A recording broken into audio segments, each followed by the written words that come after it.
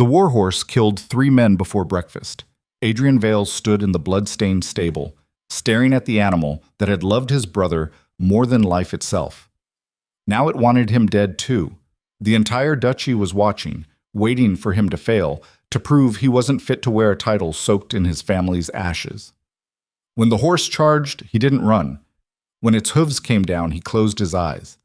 Then a voice cut through the chaos like a whip crack. "Move!"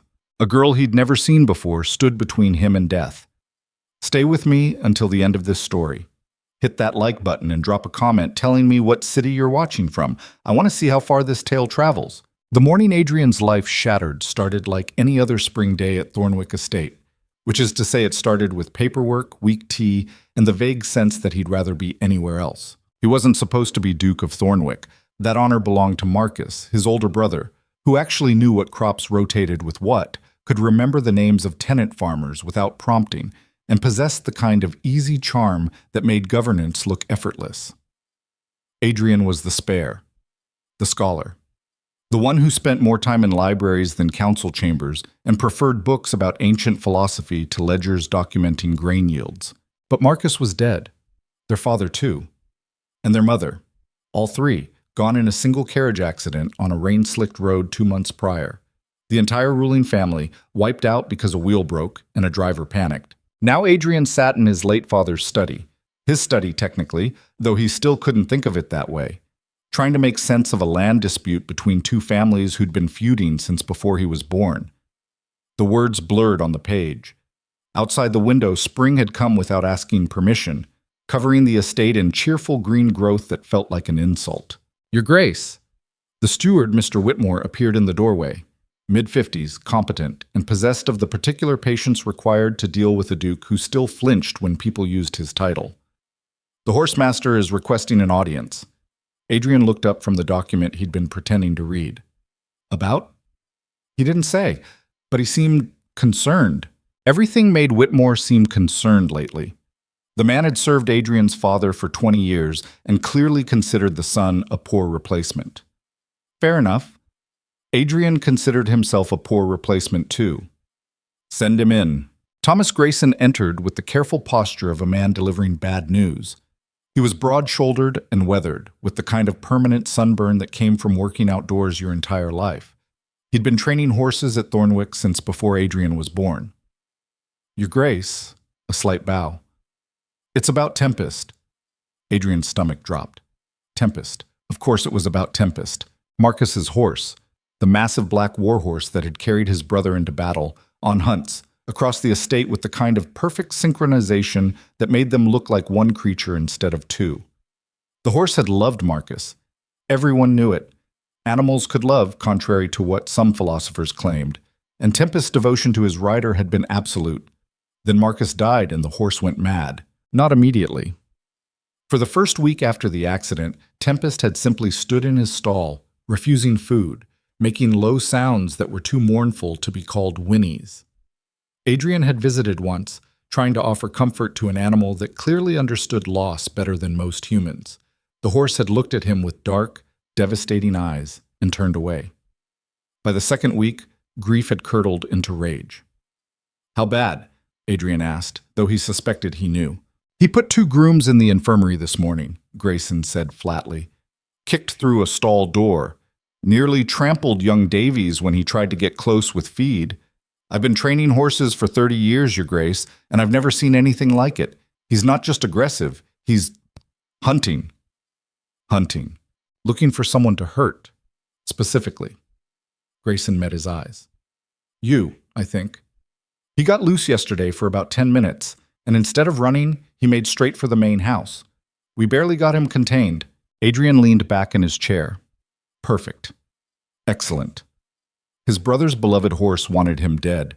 His cousin was circling like a vulture waiting to claim the duchy, and he had a council meeting in 3 days where he'd have to convince a room full of nobles that he was remotely competent to rule.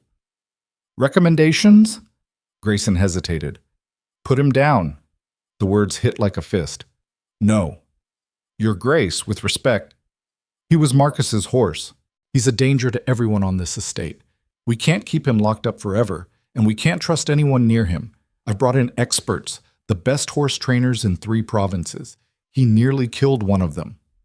Grayson's voice softened. I know what he meant to your brother. But your brother is gone, and this horse is going to kill someone if we don't act. Adrian stared at the papers on his desk. Land disputes, tax records, letters of condolence from nobles he'd never met, all carefully worded to express sympathy while subtly questioning his right to rule. Everything felt like quicksand.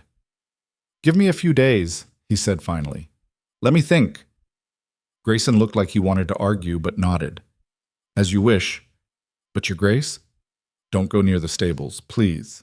After he left, Adrian sat in silence. Through the window, he could see the stable complex in the distance, a cluster of well-maintained buildings where dozens of horses lived in comfort. Somewhere in there, Tempest was locked in reinforced stall, drowning in grief that looked like violence. Adrian understood that feeling. He lasted about 4 hours before his resolve broke. The afternoon sun cast long shadows across the estate as he walked toward the stables, ignoring the sensible voice in his head that sounded a lot like Whitmore telling him this was a terrible idea. He wasn't going to approach Tempest. He just wanted to see, to understand what had broken in the animal that had been his brother's closest companion. The stable was quiet when he entered. Too quiet. Most of the horses were out in paddocks, and the grooms were deliberately scarce. Word had spread about the danger. Only a skeleton crew remained, and they eyed Adrian with alarm when he appeared. Your Grace, Mr. Grayson said.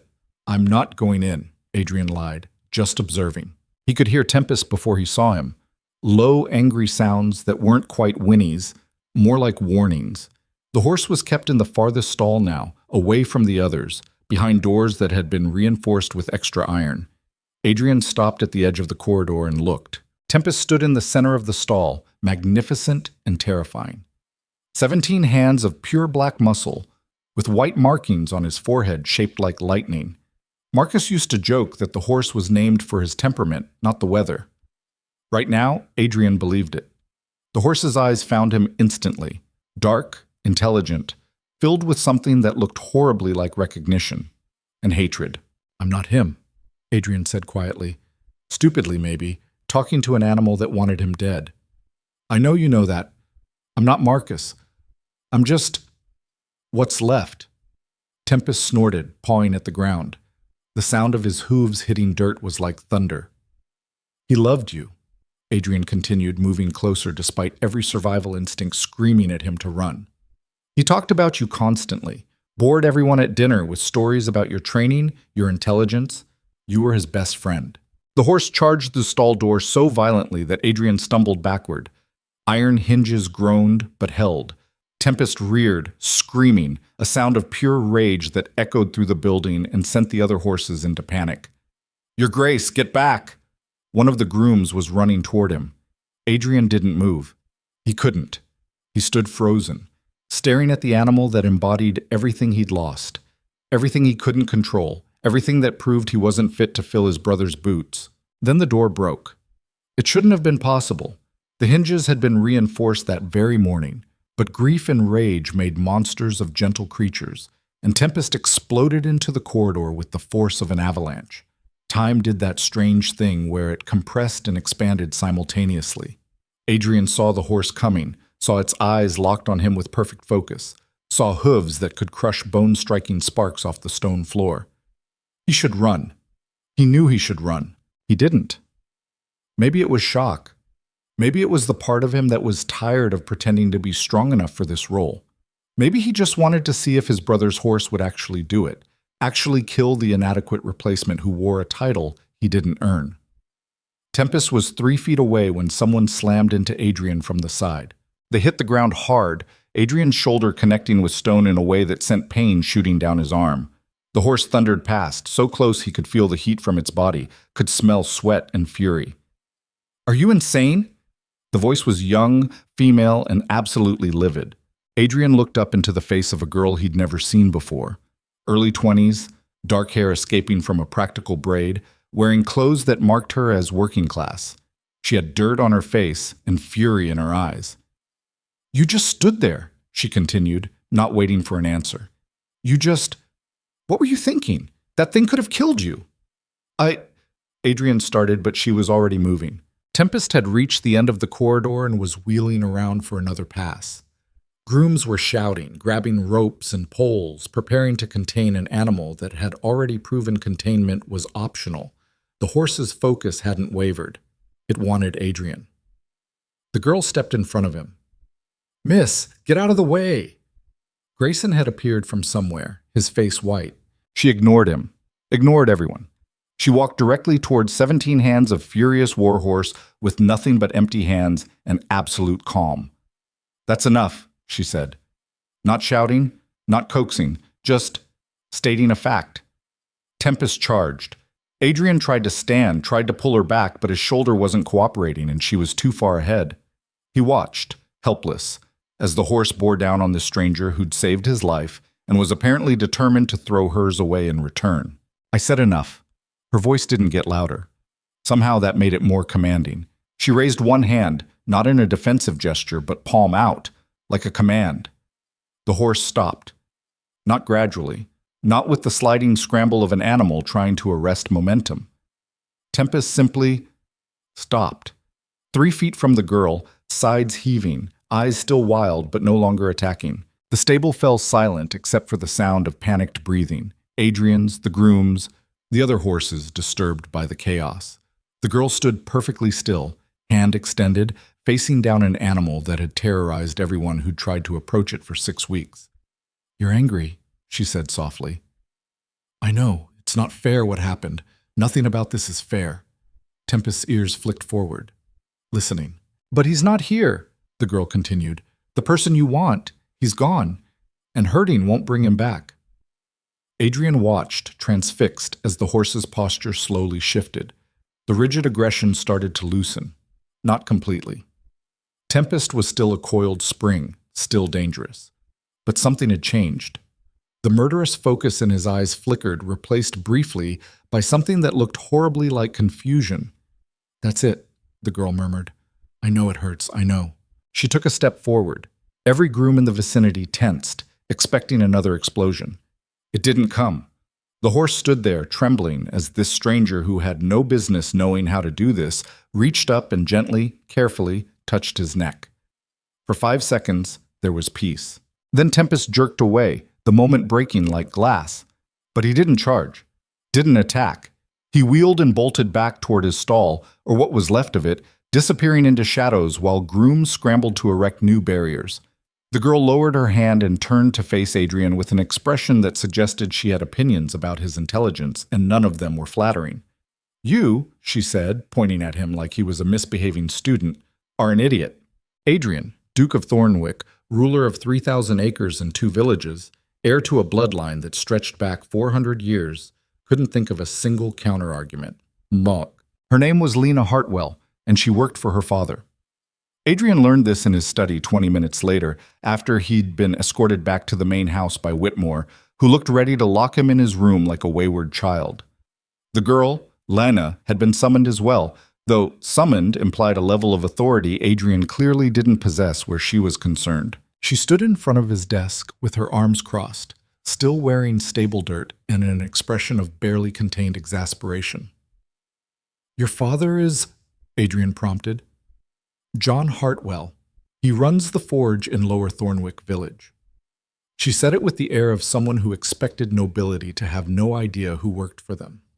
Fair assumption, honestly. "And you were at the estate because—" "Delivering repair work. New hinges for the stable doors, ironically enough." She raised an eyebrow. "You're welcome for the rescue, by the way. Most people lead with thank you." Adrian felt heat creep up his neck. "You're right. I apologize. Thank you. You saved my life, and that was extraordinary, what you did with the horse." "It wasn't extraordinary, it was common sense." Lena sat down without being invited, which should have been offensive, but somehow just felt practical. "That animal is grieving. Everyone's been treating him like he's broken or evil, but he's just in pain. Pain that no one's bothering to address because it's easier to call him mad and be done with it. The horsemaster says he's dangerous. The horsemaster is an idiot too, apparently." She leaned forward.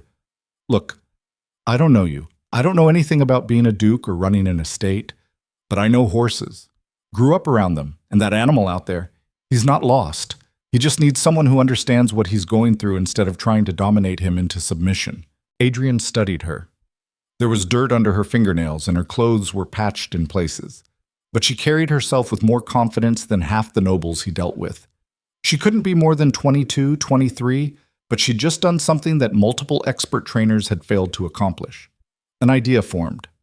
Reckless, probably stupid, definitely desperate. How long would it take, he asked, to help him? Actually help him, not just contain him. Lena sat back, eyes narrowing. Weeks, maybe months.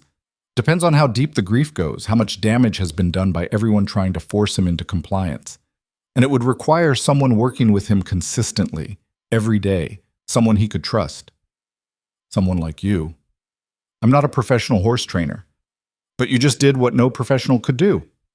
I got lucky. He was off balance, confused. That's not the same as actually 3 weeks, Adrian interrupted. The plan was forming faster now, born of desperation and the particular clarity that comes from having nothing left to lose. I'll give you 3 weeks, room and board on the estate, whatever equipment or support you need. If you can make progress with Tempest, real progress, enough to prove he's not a lost cause, I'll pay you more than your father makes in a year. Lena stared at him. You're serious. Extremely. Why?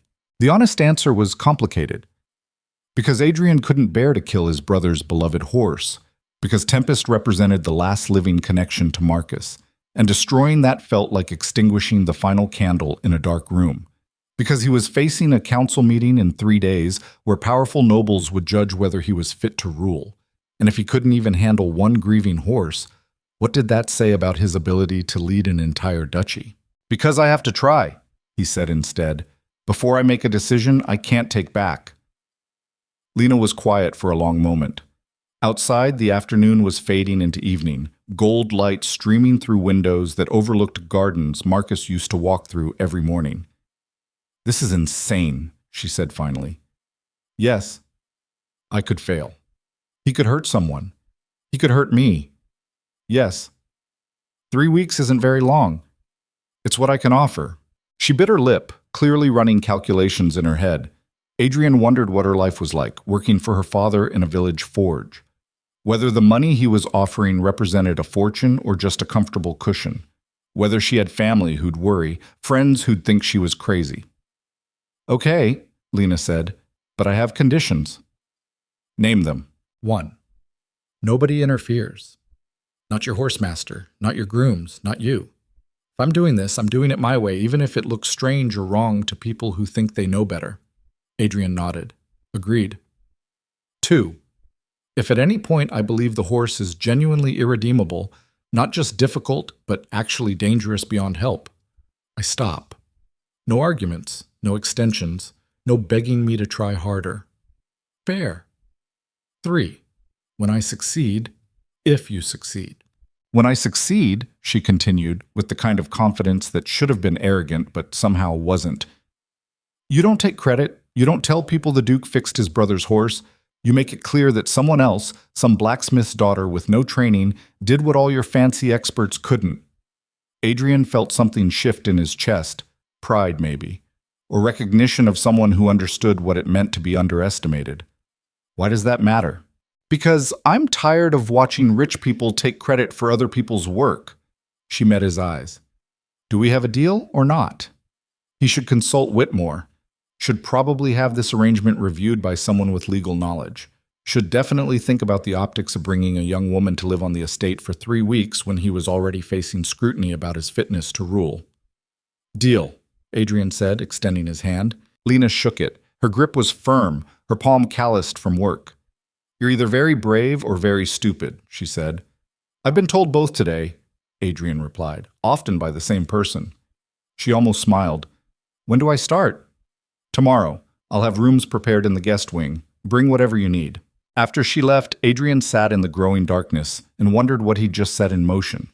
Outside, he could hear sounds from the stable, grooms working to repair the damage, Tempest contained again behind barriers that wouldn't hold forever. 3 weeks to save a horse that might not want saving. 3 weeks to prove he was capable of handling something his brother would have managed effortlessly. 3 weeks before the council meeting that would determine whether he kept power or lost everything. He pulled out paper and started writing. A letter to the council explaining the delay in certain administrative matters, carefully worded to avoid revealing weakness. His handwriting looked nothing like Marcus's confident script. Another inadequacy for the growing pile. Someone knocked. Whitmore entered without waiting for permission, carrying the disapproving energy of a man who'd heard about his employer's latest terrible decision. "Your Grace, the staff is talking." "About?" "About Miss Hartwell, about your arrangement. She's here to work with Tempest, that's all. With respect, Your Grace, appearances matter, especially now. Your cousin has been quite vocal about his concerns regarding your ability to manage the duchy, and bringing a young woman to live on the estate without proper chaperonage will only fuel those concerns." Adrian looked up sharply. "My cousin can fuel whatever concerns he wants. I'm not making decisions based on Harold's political maneuvering. Harold has the ear of several council members. If he convinces them that you're unstable, then I'll deal with it at the council meeting." Adrian's voice came out harder than he intended. "Miss Hartwell saved my life today. She's here on a professional basis to work with a dangerous animal. That's the end of it." Whitmore didn't look convinced, but he bowed slightly. "As you wish. Will you be dining in the hall this evening?" "No, I'll eat here." After the steward left, Adrian returned to his letter, but the words kept blurring. He thought about Harold, his cousin, only 3 years older, who'd been very publicly sympathetic about the family tragedy while very privately maneuvering to position himself as the better alternative. Harold had been Marcus's friend once. They'd hunted together, sparred together, gotten drunk together at harvest festivals. But Marcus was dead, and friendship apparently had an expiration date. Adrian finished the letter as night fell completely, sealing it with wax that bore his family crest. A thorn bush and a sword. His ancestors had chosen it 400 years ago when they'd carved this duchy out of wilderness and warfare. Now he was expected to carry that legacy forward with absolutely no preparation and a warhorse that wanted him dead. Perfect. He walked to his bedchamber eventually, exhausted but knowing sleep wouldn't come easily. It never did anymore. Every night was the same: darkness, silence, and the crushing awareness that he was alone in a role that required strength he didn't possess. His brother would have known what to do.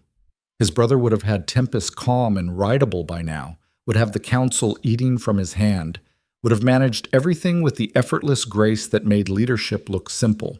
But his brother was dead, and Adrian was what remained. He stood at his window, looking out over the estate that owned him now more than he owned it. Somewhere in the darkness, Tempest was locked behind reinforced doors, trapped in grief that manifested as violence.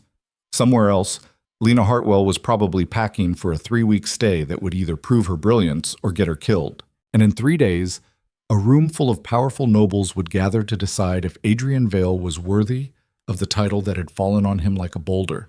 He pressed his forehead against the cool glass and tried very hard not to think about how many ways this could all go catastrophically wrong. Lena arrived at dawn with a single worn traveling bag and an expression that suggested she'd spent the night questioning every life choice that led to this moment. Adrian watched from his study window as she crossed the courtyard, accompanied by a visibly nervous Whitmore. The steward had made his displeasure about this arrangement clear over breakfast, a quiet, pointed breakfast where every clink of silverware felt like judgment. "She's here," Whitmore announced from the doorway, as if Adrian hadn't just watched her arrive. "Show her to the guest wing, let her settle in. And then? Then she works with the horse.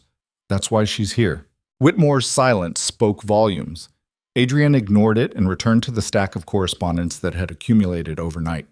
More letters of concern from various nobles, most of them thinly veiled assessments of his competence. One from Harold stood out, his cousin's handwriting neat and deliberate. The message itself a masterpiece of superficial sympathy wrapped around barbed suggestions. "Dear Adrian, I hope you're managing well in these difficult times. Several council members have expressed worry about the burden you're carrying. Please know I'm available should you need guidance from someone with more experience in these matters." Adrian crumpled it and threw it in the fireplace. By mid-morning, he'd given up on pretending to focus on paperwork and headed to the stables. He told himself it was to check on progress. Really, he wanted to see if Lena would actually follow through, or if the reality of dealing with Tempest would send her running back to her father's forge. He found her standing outside the horse's stall, completely still, just watching. Tempest stood in the shadows, head low, ears pinned back. The hostility radiating from him was palpable, even from a distance. But he wasn't charging, wasn't screaming, just watching her back. "How long have you been standing there?" Adrian asked quietly. Lena didn't turn around. 2 hours. Just standing? Just standing. She shifted her weight slightly. He needs to get used to me, to understand I'm not a threat and I'm not going away. That seems inefficient. Now she did glance back, one eyebrow raised. You want efficiency or results? Fair point. Adrian leaned against the corridor wall, far enough back that Tempest wouldn't fixate on him. What's the plan? Don't have one yet, still observing. You have 3 weeks. I'm aware. Lena returned her attention to the horse. Rushing him would be counterproductive. He's been traumatized, then punished for his trauma. That's not something you fix on a schedule. Adrian watched the standoff between woman and Warhorse. Tempest had killed 3 men, had sent 2 more to the infirmary just yesterday. Now he stood quiet, coiled tight as a spring, but not attacking. That had to mean something. Your Grace? Thomas Grayson approached from the other end of the stable, keeping his distance from Tempest's stall. A word? Adrian followed him out of earshot. The horsemaster looked like he hadn't slept. This is a mistake, Grayson said without preamble. That girl has no credentials, no training. She got closer to him than anyone else has. She got lucky. And luck runs out. Grayson's voice dropped. Your Grace, I served your father for 20 years. Served your brother. I'm telling you, as someone who cares about this family, putting an untrained girl in there with that animal is asking for tragedy.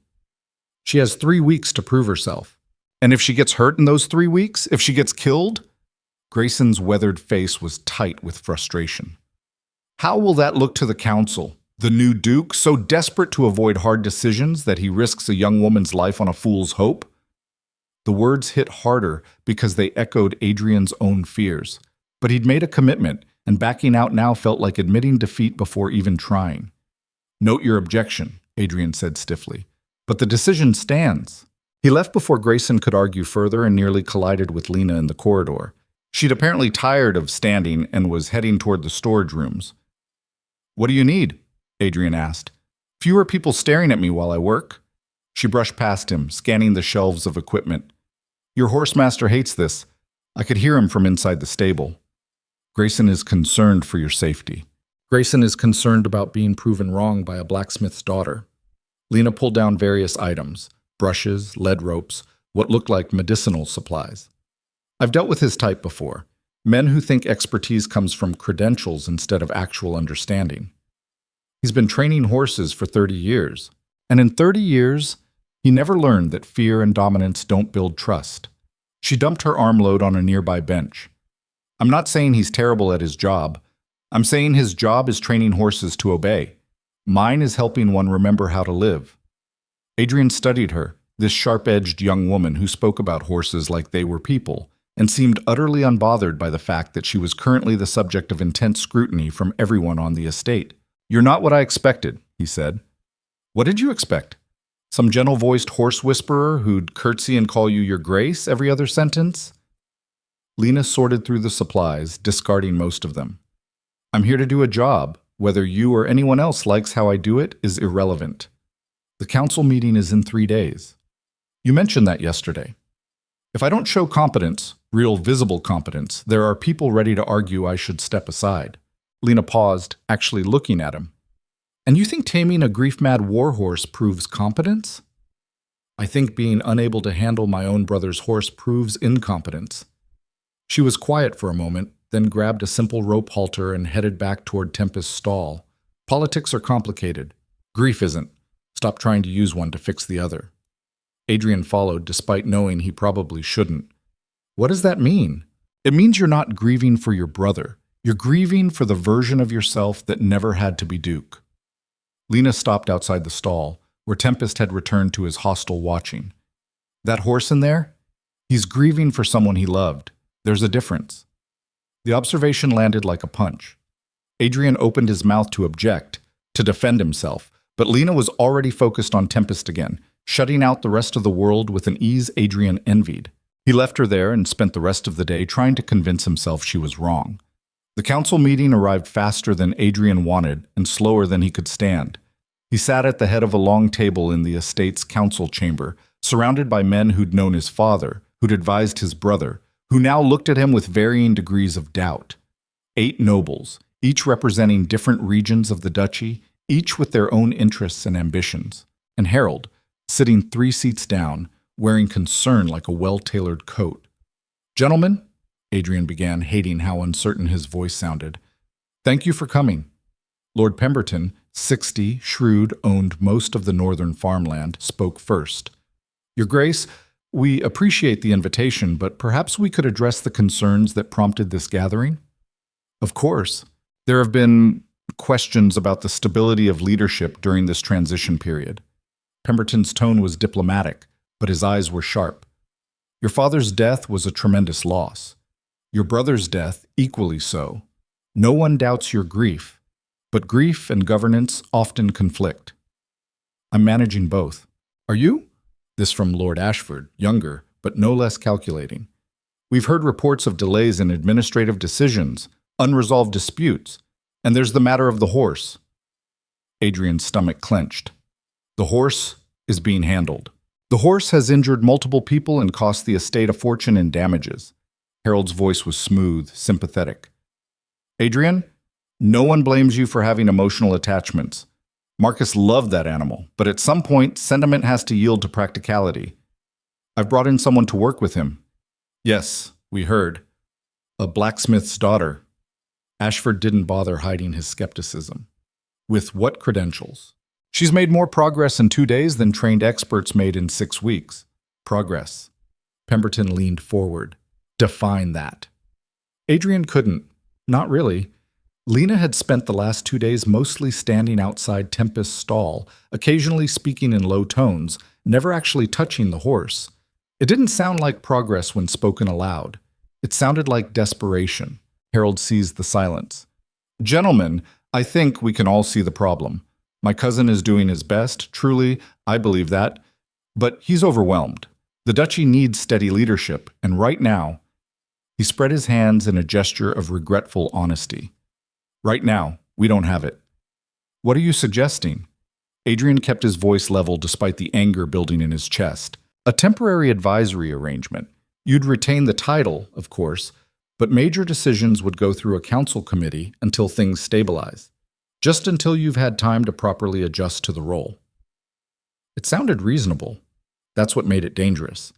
Adrian could see the other nobles considering it, weighing the political benefits of supporting Harold's subtle coup. "No," Adrian said flatly. "Adrian, I said no. I'm not delegating authority to a committee 3 days into governance. If you have concerns about specific decisions, raise them. But I won't hand over power because I haven't performed to standards that were never clearly defined." The room went silent. Pemberton exchanged glances with Ashford. Harold's expression remained sympathetic, but something cold flickered in his eyes. "Perhaps," Pemberton said carefully, "we could revisit this conversation in a few weeks. Give your Grace time to demonstrate stability." It was a temporary reprieve at best. Adrian knew it. Everyone knew it. The meeting dissolved into administrative discussions, crop yields, tax assessments, infrastructure projects. Adrian participated, forcing himself to engage with details that felt suffocating in their mundanity. His brother had loved this part, had thrived on the complexity of managing competing interests and resources. Adrian just wanted it to be over. When the nobles finally departed, Harold lingered. "That was brave," his cousin said, not unkindly. "Stupid, but brave. I'm not giving up power. I'm not asking you to. I'm trying to help." Harold poured himself wine from the decanter on the sideboard. "Adrian, you're drowning. Everyone can see it. Taking help isn't weakness, it's wisdom. Help that positions you as the real authority while I'm the figurehead? Help that keeps the duchy stable while you learn what you need to learn." Harold sipped his wine. "Your father spent 30 years preparing Marcus for this role. You got 2 months' notice. That's not your fault, but it's reality." Adrian wanted to argue, but exhaustion was winning. "What do you want, Harold?" "I want what's best for Thornwick, same as you." Harold set down his glass. Think about it. That's all I'm asking. Think about whether your pride is worth risking everything your family built. After he left, Adrian sat alone in the council chamber until the afternoon light faded. He thought about Tempest, locked in a stall, drowning in grief that looked like rage. He thought about Lena, standing patient and stubborn in the face of something everyone else had given up on. He thought about how similar those two situations were to his own. When he finally made his way to the stables, evening was settling in. Most of the grooms had finished their shifts, leaving the building quiet except for the sound of horses settling in for the night. He found Lena sitting on the floor outside Tempest's stall, eating an apple and reading a book by lamplight. "How's the progress?" he asked. She looked up, clearly surprised to see him. "Incremental. He let me stand 5 feet from the stall without charging. Yesterday it was 7 feet. You're going backward. I'm letting him set the boundaries. He needs control right now." Lena took another bite of apple. "How was your meeting?" "Terrible. They think I'm incompetent." "Are you?" The blunt question should have offended him. Instead, Adrian found himself laughing, a tired, slightly unhinged sound. "Probably. I have no idea what I'm doing." "At least you're honest about it." Lena closed her book. Most nobles would rather fail convincingly than admit uncertainty. Adrian slid down to sit against the opposite wall, maintaining distance from both Lena and the horse. "You don't think much of nobles." "I don't think much of people who inherit power and assume that makes them qualified to wield it." She softened slightly. "But you're trying. That counts for something." They sat in silence for a while. Tempest had emerged from the shadows and was watching them both with dark, unreadable eyes. The hostility seemed muted tonight. Or maybe Adrian was just too tired to register threat properly. "Can I ask you something?" Adrian said. "Why did you really agree to this?" Lena considered the question while finishing her apple. "My father was injured last year, forge accident. Lost partial use of his left hand. He can still work, but not like before. We've been struggling financially." She met Adrian's eyes. "You offered enough money to keep us comfortable for 2 years, maybe longer if I'm careful. So yes, partly it's about money. And the other part? I hate watching people give up on things that aren't actually broken, just damaged, fixable, if someone bothers to try." She tossed the apple core into a waste bin. "That horse is grieving. Everyone decided that made him unsalvageable. They're wrong." "You sound very certain." "I am certain, about this at least." Lena stood, brushing off her pants. "You should go. He's calmer when there's only one person." Adrian left her there and returned to the main house, where Whitmore was waiting with more correspondence and a disapproving expression that had become permanent. The next week fell into a strange rhythm. Adrian spent mornings dealing with administrative duties, land disputes, tax assessments, letters from nobles that were really just veiled political maneuvering. Afternoons, he'd find excuses to visit the stables, watching Lena's slow, patient work with Tempest. The progress was glacial. On day 4, she stood 3 feet from the stall. On day 5, she stood inside the stall itself, back pressed against the wall while Tempest occupied the far corner, watching her like she was an invader. On day 6, she brought food and left it halfway between them, then retreated. On day 7, he ate it.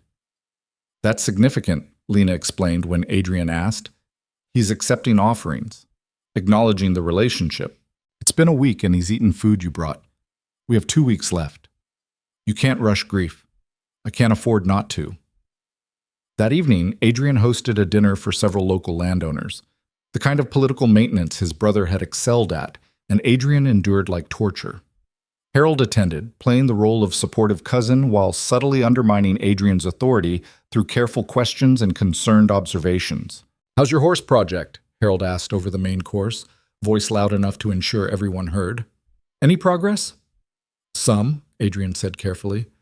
"I heard the girl's been living in the stables, quite dedicated." Harold smiled, though I'm sure that sparked some interesting conversations among the staff. The implication was clear. Improper, scandalous. A young woman, unchaperoned, living on the estate while the new duke struggled with basic governance. "Miss Hartwell is a professional consultant," Adrian said tightly. "Nothing more." "Of course. I'm just saying, appearances matter, especially for someone in your position." Harold took a sip of wine. You need allies, Adrian, people who believe in your leadership. Giving them reasons to gossip doesn't help. After dinner, Adrian found himself standing on the terrace, staring at the stable buildings in the distance. He could see lamplight in one window, Lena still working, still believing in something everyone else had written off. He's positioning himself. The voice came from behind him. Lady Catherine Merrick, one of the dinner guests, middle-aged, sharp, owned significant property in the eastern region. Your cousin, building a case to take power. I know. And you're letting him. Adrian turned. What would you have me do? Fight. Prove competence. Stop being so afraid of making mistakes that you make the biggest mistake of all, appearing weak. Catherine moved to stand beside him. Your brother was charismatic. You're not. That's fine. But you need something else. Conviction, decisiveness, strength. Right now you're showing none of those things. I've been Duke for 2 months. And you'll be Duke for exactly 0 months if you don't start acting like one. She wasn't unkind, just brutally honest. The Horse Project. It's either inspired or insane. Make sure it's the former. After she left, Adrian remained on the terrace until cold drove him inside. In his study, he found more letters, more concerns, more pressure. One caught his attention, from Lord Pemberton, marked private. Your Grace, I'm writing informally to express concerns several council members share. Your cousin has been making inquiries about historical precedents for regency arrangements. I thought you should know. If you intend to maintain authority, you need to act decisively. Sentiment is a luxury you cannot currently afford. Adrian set the letter down and stared at nothing. The knock on his door came around midnight, Whitmore looking alarmed. Your Grace, there's been an incident. Adrian's blood went cold. Lena? She's fine. But you should come to the stables, now. He ran. The stable was chaos when he arrived. Grooms shouting, lamps lit, and Tempest's stall door hanging open. Empty. What happened? Adrian demanded. He got loose, Grayson said, face white.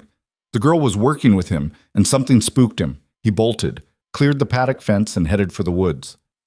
Where's Lena? Here. She emerged from the shadows, covered in dirt, bleeding from a scrape on her cheek. I'm fine, but we need to find him before he hurts himself or someone else. How did this happen? I don't know. He was calm, responsive, then something just set him off. Like he'd been poisoned or... She stopped. Where's the feed he ate tonight? 20 minutes later, they had the answer. The grain Tempest had been given for his evening meal had been contaminated with something caustic, not enough to kill, but enough to cause violent stomach pain and panic. Who had access? Adrian's voice was dangerously quiet.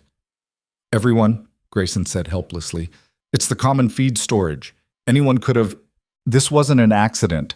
Lena's hands were shaking, but her voice was steady. Someone wanted to sabotage this, wanted him to fail, to prove he's dangerous and needs to be destroyed. Adrian thought about Harold, about the convenient timing, about political maneuvering and the value of making your opponent look incompetent. Find the horse, he ordered. Now. Every available person. I don't care if it takes all night. They searched for 3 hours. Adrian joined personally, crashing through woods in darkness, calling for an animal that probably hated him and definitely had every reason to run as far from humans as possible. It was Lena who found him. She'd gone alone to a clearing near the estate's eastern border, a place Marcus used to ride, apparently. Tempest stood there, sides heaving, eyes wild, in obvious pain and confusion. When Adrian arrived with the others, Lena was already approaching the horse, empty-handed, speaking in that same quiet, steady voice she'd used for days. I know it hurts. I know you're scared, but running won't help. Let me help. Tempest screamed, a sound of pure anguish. He reared, hooves striking air, and for a moment Adrian was certain he'd charge. Certain Lena was about to die, proving a point. She didn't run. It's okay to be angry, she said, stepping closer. But you're not alone. Not anymore. The horse came down hard, breathing ragged. Lena took another step, then another. That's it. I'm right here, not going anywhere. She was close enough to touch him now. Close enough that one movement, one moment of panic would be fatal. Adrian held his breath. Lena reached out slowly and placed her hand on Tempest's neck. The horse trembled, didn't pull away, didn't attack. Just stood there, shaking, while the stranger who'd refused to give up on him offered the first gentle touch he'd received since his rider died. "I've got you," Lena whispered, and slowly, impossibly, Tempest lowered his head and let her lead him home. The walk back to the stables felt like crossing a battlefield after the guns went silent. Lena led Tempest through the dark woods, one hand on his neck, murmuring words Adrian couldn't hear. The horse followed like something broken had been carefully set back in place, not healed, not whole, but no longer shattering with every step. Adrian and the grooms kept their distance. Smart. One wrong move and the fragile piece Lena had built could explode. When they finally reached the stable, she led Tempest into his stall with the door standing wide open.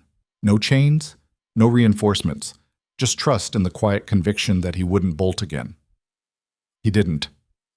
"Someone get the veterinarian," Lena said without looking away from the horse. "He needs treatment for whatever poison they gave him, and I want samples of that contaminated feed, all of it." Grayson moved to comply, still looking shaken. Adrian stepped closer, careful to stay outside the stall. "You could have been killed." "Yes." Lena was checking Tempest's eyes, his gums, running her hands along his flanks with the practiced efficiency of someone who'd grown up around animals. "But I wasn't." "That's not an answer. It's the only answer I have." She finally looked at him, and her expression was harder than he'd seen before. "Someone tried to destroy this. Deliberately. They poisoned him to make him fail, to make me fail, to prove you were wrong for trying. You understand that, right?" Adrian understood perfectly. He also understood who likely stood to benefit most from that failure. "I'll find out who did this." "Will you?" Lena's voice carried an edge. "Or will you write a stern letter and hope political pressure solves it? Because whoever did this isn't playing by noble rules. They're playing to win." The veterinarian arrived before Adrian could respond, an older man named Carlyle who'd served the estate for decades. He examined Tempest with the careful attention of someone who knew the horse's history and the weight this moment carried. "He'll recover," Carlyle said after a thorough check. "Whatever it was caused gastric distress and panic, but no permanent damage. He's young, strong. Give him a few days of careful monitoring and bland feed, he should be fine." "A few days?" Lena looked at Adrian. "How much time do we have left?" 10 days. The deadline felt like a noose now. "Then we don't have time to waste."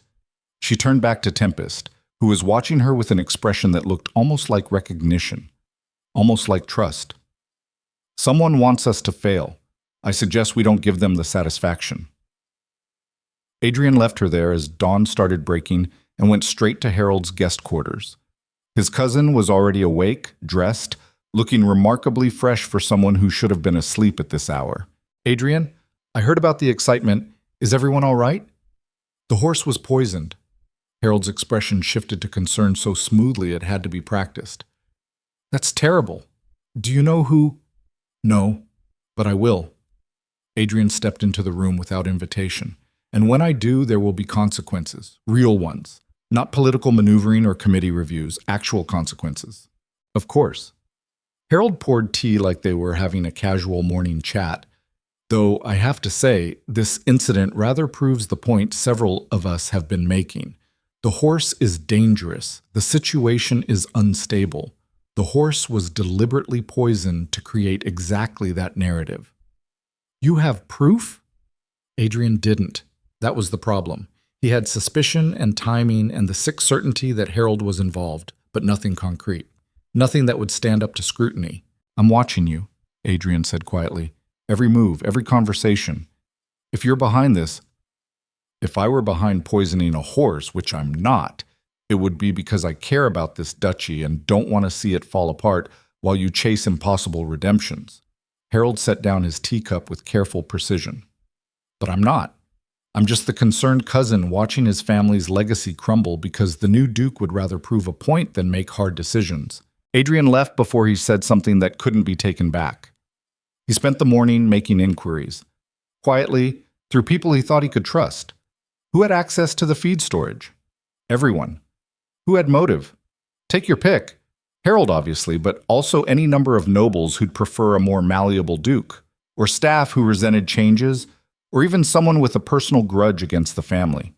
The investigation went nowhere. By afternoon, Adrian was back in his study, staring at reports he couldn't focus on, when Whitmore appeared with news. "Your Grace, Lady Catherine Merrick is here. She says it's urgent." Catherine swept in without waiting for permission, looking agitated in a way that seemed foreign to her usual controlled demeanor. "We need to talk, privately." Whitmore retreated. Catherine moved to the window, checking to ensure they weren't overheard. "Your cousin is making his move. I heard it from Lord Pemberton this morning. Harold's been speaking with council members, building support for a formal competency review. That requires a majority vote, which he's close to getting. Pemberton is wavering. Ashford is already convinced. 2 more, and Harold can force a hearing where you'd have to defend your right to rule in front of the entire council." Catherine's eyes were sharp. "It would be humiliating. And even if you survived it, the damage to your authority would be permanent." Adrian felt the walls closing in. "When?" "He's pushing for next week, right after your 3-week deadline with the horse." She moved closer. "Adrian, you need to understand what's happening. This isn't about governance or competency. It's about power. Harold wants the duchy, and he's using every tool available to take it." "I won't give up." "Then fight smarter. The horse project, it's admirable, but it's also a vulnerability. If it fails publicly, Harold wins. If it succeeds but looks trivial compared to actual governing, Harold wins. You need something bigger." "Like what?" "Like proving you can lead. Actually lead, not just manage crises." Catherine's voice softened slightly. "Make a decision that shows strength. Something bold enough that the council can't ignore it." After she left, Adrian sat in silence, turning over possibilities. Every option felt like a trap. Act too aggressively and he'd seem desperate. Too cautiously and he'd confirm their doubts.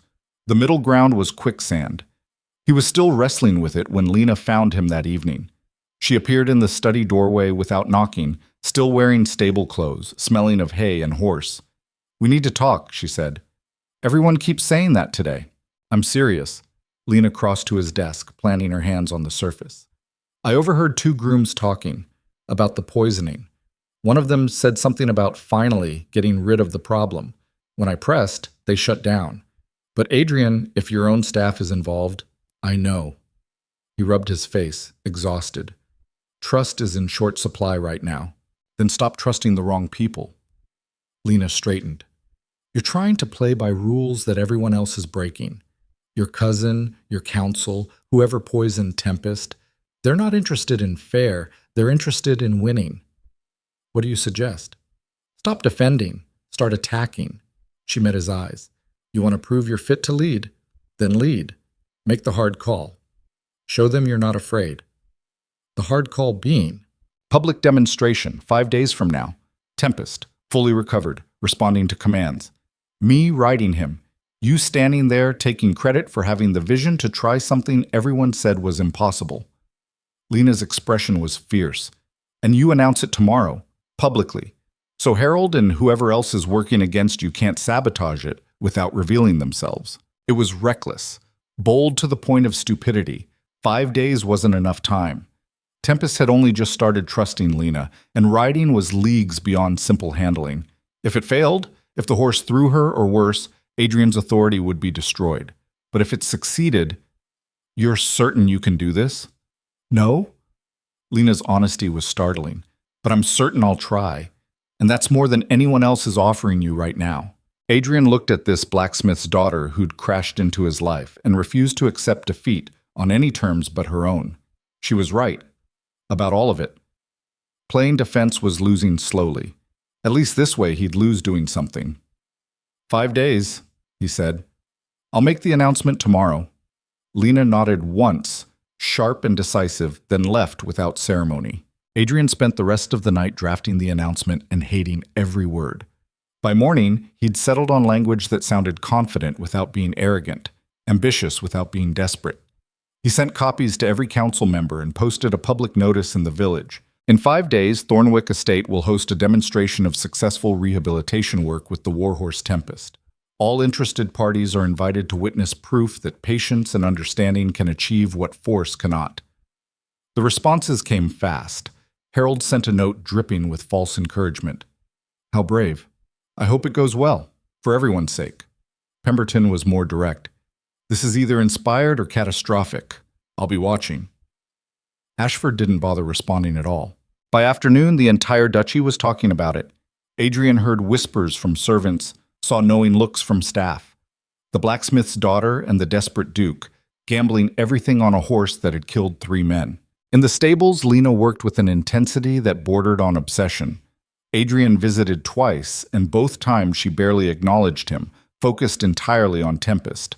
The horse was recovering from the poisoning, eating normally, moving without obvious pain, but he was also wary.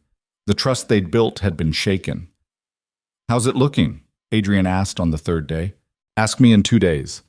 Lena was attempting to get a saddle near Tempest without triggering panic. The horse eyed it with deep suspicion. "Right now, it's looking like we might both die trying. That's not reassuring." "I'm not here to reassure you." She managed to set the saddle on a nearby rail without incident. "Progress. I'm here to do the impossible. Reassurance costs extra." Despite everything, Adrian almost smiled. That night, he couldn't sleep. The demonstration loomed like an execution date. He kept running scenarios: Tempest throwing Lena, crushing her, the crowd's judgment, Harold's triumph. Every version ended badly. Around midnight, he gave up and went to the stables. Lena was there, of course, sitting in Tempest's stall now, close enough to touch but not touching, reading by lamplight while the horse dozed in the corner. It was the most peaceful Adrian had seen either of them. "Does he always let you this close?" Adrian asked quietly from the doorway. "Only at night. Daytime, he's still suspicious." Lena closed her book. "You should be sleeping." "Can't." "Worried about the demonstration?" "Terrified." She considered that. "Good. Means you understand what's at stake." Adrian leaned against the doorframe. "Can I ask you something? Why are you really doing this? And don't say money. You could have walked away after the poisoning." Lena was quiet for a long moment, watching Tempest's sleeping form. "My mother died when I was 14. Carriage accident, like your family. One day she was there, next day she wasn't." Her voice was steady but soft. "I was angry for years. Broke things. Picked fights. Made my father's life miserable because I didn't know what else to do with the grief. What changed? Time. And my father refusing to give up on me even when I gave him every reason to." She looked at Adrian. "That horse is me, 5 years ago, drowning in loss and taking it out on everyone around him. If someone had decided I was broken beyond repair, I'd probably be dead or worse. So no, I'm not doing this just for money." Adrian felt something shift in his chest. Understanding, maybe, or recognition of shared damage. "I'm sorry about your mother. I'm sorry about your family." Lena stood, brushing hay off her clothes. "Now go get some sleep. The next 2 days are going to be brutal, and I need you coherent." He left her there and managed a few hours of restless sleep before dawn brought new chaos. The morning of day 4, a rider arrived from Lord Pemberton with a private message. Adrian read it twice, hoping he'd misunderstood. "Your Grace, I feel obligated to inform you that Lord Harold has been circulating a petition among council members. It requests a formal competency hearing based on your handling of estate matters. He has 4 signatures already. 2 more and the hearing becomes mandatory. I have not signed, yet. What happens at your demonstration may determine whether I do. Choose wisely. 4 signatures. Harold needed 6 for a majority. 2 more nobles and Adrian would be hauled before the council to defend his right to rule. The demonstration had just become everything." Adrian found Lena in the paddock, attempting to get Tempest to accept a bridle. It wasn't going well. The horse kept shying away, not violently but firmly, making his boundaries clear. "We have a problem," Adrian said. "Several, actually." Lena managed to get the bridle within 2 feet before Tempest backed off again. "But I'm assuming you mean a new one." He explained about the petition, about Harold's maneuvering, about how the demonstration had shifted from ambitious gamble to last stand. Lena listened while continuing to work, her movements patient despite the obvious frustration. When Adrian finished, she was quiet for several long seconds. "So if this fails, you lose everything." "Essentially. And if it succeeds but looks trivial, you still lose." "According to Lady Catherine, yes." "Well." Lena finally got the bridle onto Tempest's head. The horse allowed it with obvious reluctance. "Then I guess we'd better make it spectacular." The final day before the demonstration, Lena worked from dawn until well past dark. Adrian watched when he could, between managing the flood of administrative tasks that seemed designed to distract him at the worst possible time. Disputes that had languished for weeks suddenly needed immediate attention. Requests for meetings, letters requiring responses. He handled them mechanically, half his attention always on the paddock where Lena was attempting something that looked suicidal. She was trying to mount Tempest. It took 17 attempts. The first 10, the horse sidestepped the moment she put weight in the stirrup. Attempts 11 through 15, he allowed her to get seated before immediately trying to dislodge her. Not violently, but with clear intent. Attempt 16, Lena fell and landed hard enough that Adrian started forward before she waved him off. "I'm fine," she called, limping slightly. "Stay back." Attempt 17, something changed. Lena approached from the left, speaking in tones too low to hear. Tempest's ears swiveled, tracking her voice. She put a hand on his neck, stood there for a full minute, then swung up into the saddle in one smooth motion. The horse stood perfectly still. "Good," Lena murmured. "That's good. We're okay. You're okay." She sat there for maybe 2 minutes. Didn't ask Tempest to move, didn't demand anything, just sat, letting him adjust to the weight, the presence, the memory of what it meant to carry a rider. When she finally dismounted, Adrian saw tears on her face. "Tomorrow," she said, walking past him toward the stable. "Tomorrow we'll see if he remembers how to trust someone on his back." That night, Adrian barely slept. He kept rehearsing his speech for the demonstration, short, direct, emphasizing the value of persistence and unconventional solutions. It sounded hollow every time he practiced it. Around 3 in the morning, he gave up and went to check on the preparations. The paddock had been cleared and expanded. Seating arranged for nobles. A raised platform built for Adrian to address the crowd. Everything ready for either triumph or disaster. In the stable, Lena was awake too, sitting outside Tempest's stall with a lamp and her book. "Couldn't sleep either," Adrian asked. "Too much riding on tomorrow to waste time on sleep." She set the book aside. "You're going to do fine." "You don't know that." "I know you're too stubborn to fail quietly. That counts for something." Lena studied him in the lamplight. "You're nothing like your brother, are you?" "No." "Good. The duchy doesn't need another Marcus. It needs whoever you're becoming." She stood, stretching. "Now get out of here. Tempest and I need to have a conversation about not making me look stupid in front of nobles." Adrian left her to it, and when dawn finally came, he'd achieved maybe an hour of actual sleep. The demonstration was set for mid-morning. By 10, nobles started arriving, some genuinely curious, others clearly hoping for catastrophe. Harold showed up with Ashford, both wearing expressions of polite concern that made Adrian want to hit something. Pemberton came alone, watchful and noncommittal. Lady Catherine arrived with several other landowners, offering Adrian a nod that might have been encouragement or acknowledgement of impending doom. Hard to tell. By 10:30, the seating was full and a crowd had gathered from the village. Servants, tenant farmers, craftspeople. Word had spread. Everyone wanted to see if the new duke would succeed or fail spectacularly. Adrian stood on the platform, fighting nausea, and looked toward the stable. Lena emerged, leading Tempest. The horse was groomed to perfection, black coat gleaming in the morning sun, white markings on his forehead bright as lightning. He walked beside Lena with his head up, alert but not aggressive. The crowd's murmur fell to silence as they approached the paddock. Adrian met Lena's eyes across the distance. She looked terrified and determined in equal measure. "Ladies and gentlemen," Adrian began, his voice carrying across the assembled crowd. "Thank you for coming. 6 weeks ago, this horse was considered irredeemable, dangerous, a threat to everyone on this estate. The common wisdom was to put him down. I chose a different path." He could see Harold leaning over to whisper something to Ashford. Miss Lena Hartwell accepted an impossible challenge to prove that grief, even violent grief, can be understood and healed with patience and proper care. What you're about to witness is the result of her work. Lena entered the paddock with Tempest, unhooked his lead rope, and stepped back. The horse stood free. He could run, could attack, could do anything. Everyone watching understood the danger.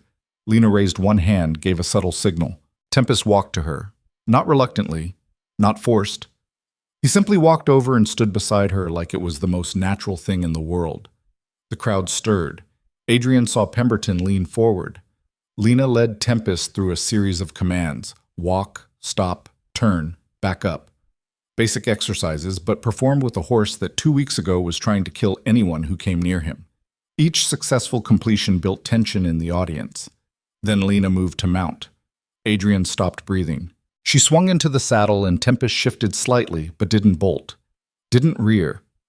Lena gathered the reins, gave another subtle signal, and the horse started walking. They made one circuit of the paddock, then another. Lena guided Tempest through turns, halts, even a brief trot. The horse responded to each cue like he remembered this, remembered what it meant to work with a rider instead of against them. It wasn't perfect. Adrian could see Tempest's occasional hesitation, the moments where trust wavered, but it was undeniable progress, proof that the violent, grieving animal could become something else with the right approach. The crowd was silent, absolute, stunned silence. Lena brought Tempest to a stop directly in front of the platform where Adrian stood. She dismounted, stood beside the horse, and looked straight at Adrian. This was the moment. The decision he'd been avoiding for 6 weeks. Adrian stepped down from the platform and walked toward Tempest. The horse's eyes tracked him. Recognition flared, and with it, the old hostility. Tempest's posture shifted, tension rippling through his frame. "Your Grace, maybe don't—" Grayson started. Adrian ignored him. He approached slowly, hands visible, stopping a few feet away. "I'm not him," Adrian said quietly, aware that the entire crowd was watching. "I'll never be him. But I'm here, and I'm trying." Tempest's ears flicked forward, listening. Adrian extended his hand, palm up, an offering, a request. For 10 seconds that felt like hours, nothing happened. Then Tempest lowered his head and touched his nose to Adrian's palm. The crowd erupted. People were standing, talking, some actually applauding. Adrian barely registered it. He was focused on the horse his brother had loved, feeling the warm breath against his hand, the tentative acknowledgement that maybe, possibly, they could coexist. "Well done," Lena murmured beside him. Adrian looked at her, this sharp, stubborn woman who'd refused to give up when everyone else had written off hope as impractical. "I couldn't have—" he started. "I know." She took Tempest's reins. "But that's not the story you're going to tell. Remember our deal? I succeed, you take credit, but you make damn sure everyone knows a blacksmith's daughter did what your experts couldn't." Before Adrian could respond, Harold was there, smile fixed, eyes calculating. "Impressive," his cousin said. "Truly, though one has to wonder if this is sustainable long-term or just a temporary." "It's sustainable." Adrian's voice came out stronger than he felt. "Miss Hartwell will continue working with Tempest for the foreseeable future as an official consultant to the estate, with appropriate compensation and authority." He hadn't planned to say that, but watching Harold's smile tighten made it worth the impulsive decision. Pemberton approached next, eyes shrewd. "That was well done, Your Grace. Very well done indeed." He glanced at Harold. "I think certain petitions may have been premature." Adrian's heart rate started to slow. Maybe they'd actually pulled this off. Maybe— The scream cut through the celebration like a blade. It came from the stable, high, panicked, cut off abruptly. Adrian ran. He reached the stable entrance as smoke started billowing out, thick, black, chemical. Inside, someone was coughing violently. Flames licked at the doorframe of the feed storage room. "Fire!" someone shouted behind him. "Get water!" Adrian plunged into the smoke without thinking. His eyes immediately started burning, lungs seizing. He could barely see 2 feet ahead. "Help!" The voice came from deeper inside, young, terrified. Adrian followed the sound and found one of the junior grooms, Davies, 16 years old, trapped behind a fallen beam. Flames were spreading fast, feeding on hay and wood. "I can't move it," Davies gasped. "My leg!" Adrian grabbed the beam and pulled. It barely shifted. The smoke was getting worse, heat building, and his brain was screaming that they had seconds, not minutes. Then Lena was beside him, grabbing the other end. "On 3, she said. 1, 2, oh, ah." They heaved. The beam shifted enough for Davies to pull free. Adrian grabbed the boy and half carried, half dragged him toward the entrance. Lena ran ahead, clearing debris, shouting for help. They burst out of the stable into chaos. People were running with buckets, shouting orders, organizing. The fire was spreading fast, already consuming the feed storage and threatening to reach the stalls where a dozen horses were trapped. "Get the animals out," Grayson was bellowing. "East exit, move!" Grooms were scrambling, leading panicked horses away from the flames. Adrian set Davies down, made sure he was breathing, then turned back. Tempest's stall was in the section nearest the fire. "No," Lena said, reading his intention. "Adrian, no." He was already running back inside. The smoke was worse now, thick enough to choke on. Adrian pulled his shirt over his nose and pushed forward. He could hear Tempest screaming, that sound of pure terror that cut through everything else. The stall door was already open. The horse was rearing, eyes rolling white, trapped between fire and freedom he didn't trust. "Tempest!" Adrian reached the stall. "Come on, we have to go!" The horse charged at him. Adrian threw himself sideways, hitting the ground hard as 1,700 pounds of panicked muscle thundered past. Tempest wheeled in the corridor, screaming again, looking for an exit that made sense. Adrian got to his feet, coughing, vision blurring. The heat was intense now, timber groaning overhead. "This way!" He moved toward the east exit, praying the horse would follow. Tempest charged again, but this time toward the opening, toward air and space. He burst out of the stable and kept running, disappearing across the paddock and into the grounds beyond. Safe. At least safe. Adrian turned to follow and felt something give way above him. He looked up just in time to see burning timber falling directly toward his head. Someone slammed into Adrian from the side, and they both crashed through the stable doorway as burning timber exploded where he'd been standing. Adrian hit the ground hard enough to see stars, ears ringing, lungs screaming for air that wasn't smoke. "You absolute idiot," Lena gasped above him. She was coughing violently, face streaked with soot. "What were you thinking?" Adrian couldn't answer, couldn't breathe properly.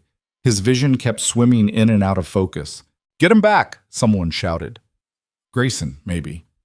"Everyone back from the building." Hands grabbed Adrian, hauling him away from the stable as more timber collapsed with a sound like cannon fire. The roof was going. Everything Marcus had loved about that building, the careful construction, the comfortable stalls, the history, burning down to ash and memory. By the time Adrian's head cleared enough to sit up, half the stable was gone. The bucket brigade had contained the spread to nearby buildings, but the main structure was lost. Horses milled in panicked clusters across the grounds. Grooms were trying to organize chaos, and the nobles who'd come to watch a demonstration were getting considerably more drama than they'd bargained for. "Where's Tempest?" Adrian croaked. "Gone." Lena sat beside him, hands shaking. "Ran past the paddock toward the eastern woods. I saw him go." "You need to sit still before you pass out." She grabbed his arm when he tried to stand. "The horse is spooked, but he's free. The building is lost. Right now the priority is making sure nobody died and figuring out what the hell happened." What happened became clear over the next hour. The fire had started in the feed storage room, the same place where Tempest's grain had been contaminated. And according to Davies, who was being treated for a badly bruised leg and smoke inhalation, he'd gone in there because he'd seen someone. "I don't know who," the boy said, voice hoarse. "They were wearing a cloak, hood up. I called out, and they ran. Then I saw the flames and tried to put them out, but something in there went up fast like it was meant to spread." Adrian exchanged looks with Lena. This wasn't an accident. This was sabotage, timed perfectly to destroy the one moment where he'd actually looked competent. "Did you recognize anything about them?" Adrian pressed. "Height, build, anything?" Davies shook his head miserably. "It happened so fast, I'm sorry, Your Grace." Harold appeared through the dispersing crowd, looking appropriately shocked and concerned. "What a disaster! Adrian, thank goodness you're all right. When I saw you run back in there..." He shook his head. "Brave but reckless. You could have been killed. Someone set this fire deliberately. That's a serious accusation." Harold's expression turned grave. "Do you have proof?" Davies saw someone in a cloak. That could be anyone. A vagrant, a careless servant, jumping to conclusions about deliberate sabotage seems... Harold trailed off meaningfully. "Seems what?" "Paranoid. Honestly, cousin, this is what concerns people. You're seeing conspiracy instead of accepting that sometimes accidents happen, especially when you're taking unnecessary risks with dangerous animals and unconventional staff. Adrian wanted to hit him, wanted to scream that this was exactly what Harold wanted: chaos, failure, evidence that Adrian couldn't handle leadership. But losing his temper in front of the remaining nobles would only prove Harold's point. The demonstration succeeded, Adrian said evenly, before the fire. Everyone saw Tempest responding to commands, accepting a rider. That happened. It did, Pemberton interjected, stepping forward. The older noble looked thoughtful. Quite impressively, actually. Whatever else occurred today, your grace proved something significant about rehabilitation and persistence. Ashford snorted. He proved he got lucky once before a fire destroyed his stable and sent the horse running wild again. That's not leadership. That's chaos management. Better than no management at all, Lady Catherine said sharply. She'd stayed through the entire disaster, apparently. The Duke made a bold decision, executed it successfully, and then risked his life saving a member of his staff. I've seen nobles do far less and claim far more credit. The nobles were dividing into camps right there in the courtyard. Those who saw potential in Adrian's unconventional approach, and those who saw confirmation that Harold was right. It wasn't the clean victory Adrian needed, but it wasn't total defeat either. We'll discuss this properly at the next council meeting, Pemberton said. In the meantime, Your Grace, I suggest you focus on rebuilding and recovery, and perhaps finding that horse before he hurts himself or someone else. The crowd gradually dispersed. The fire brigade finished their work. Servants began the grim task of assessing damage and salvaging what could be saved. Adrian stood in the ruins and tried not to see it as a metaphor for everything he touched. You're bleeding, Lena said. Adrian looked down. His arm was cut, nothing serious, but bleeding steadily through his torn sleeve. He hadn't even noticed. Come on, Lena grabbed his good arm. Let's get you cleaned up before you bleed all over what's left of your dignity. She dragged him to the main house, bullied her way past Whitmore's protests, and shoved Adrian into a chair in the study before hunting down medical supplies. Her hands were steady as she cleaned and bandaged the cut, but Adrian could see the tremor she was suppressing. You saved my life again, he said.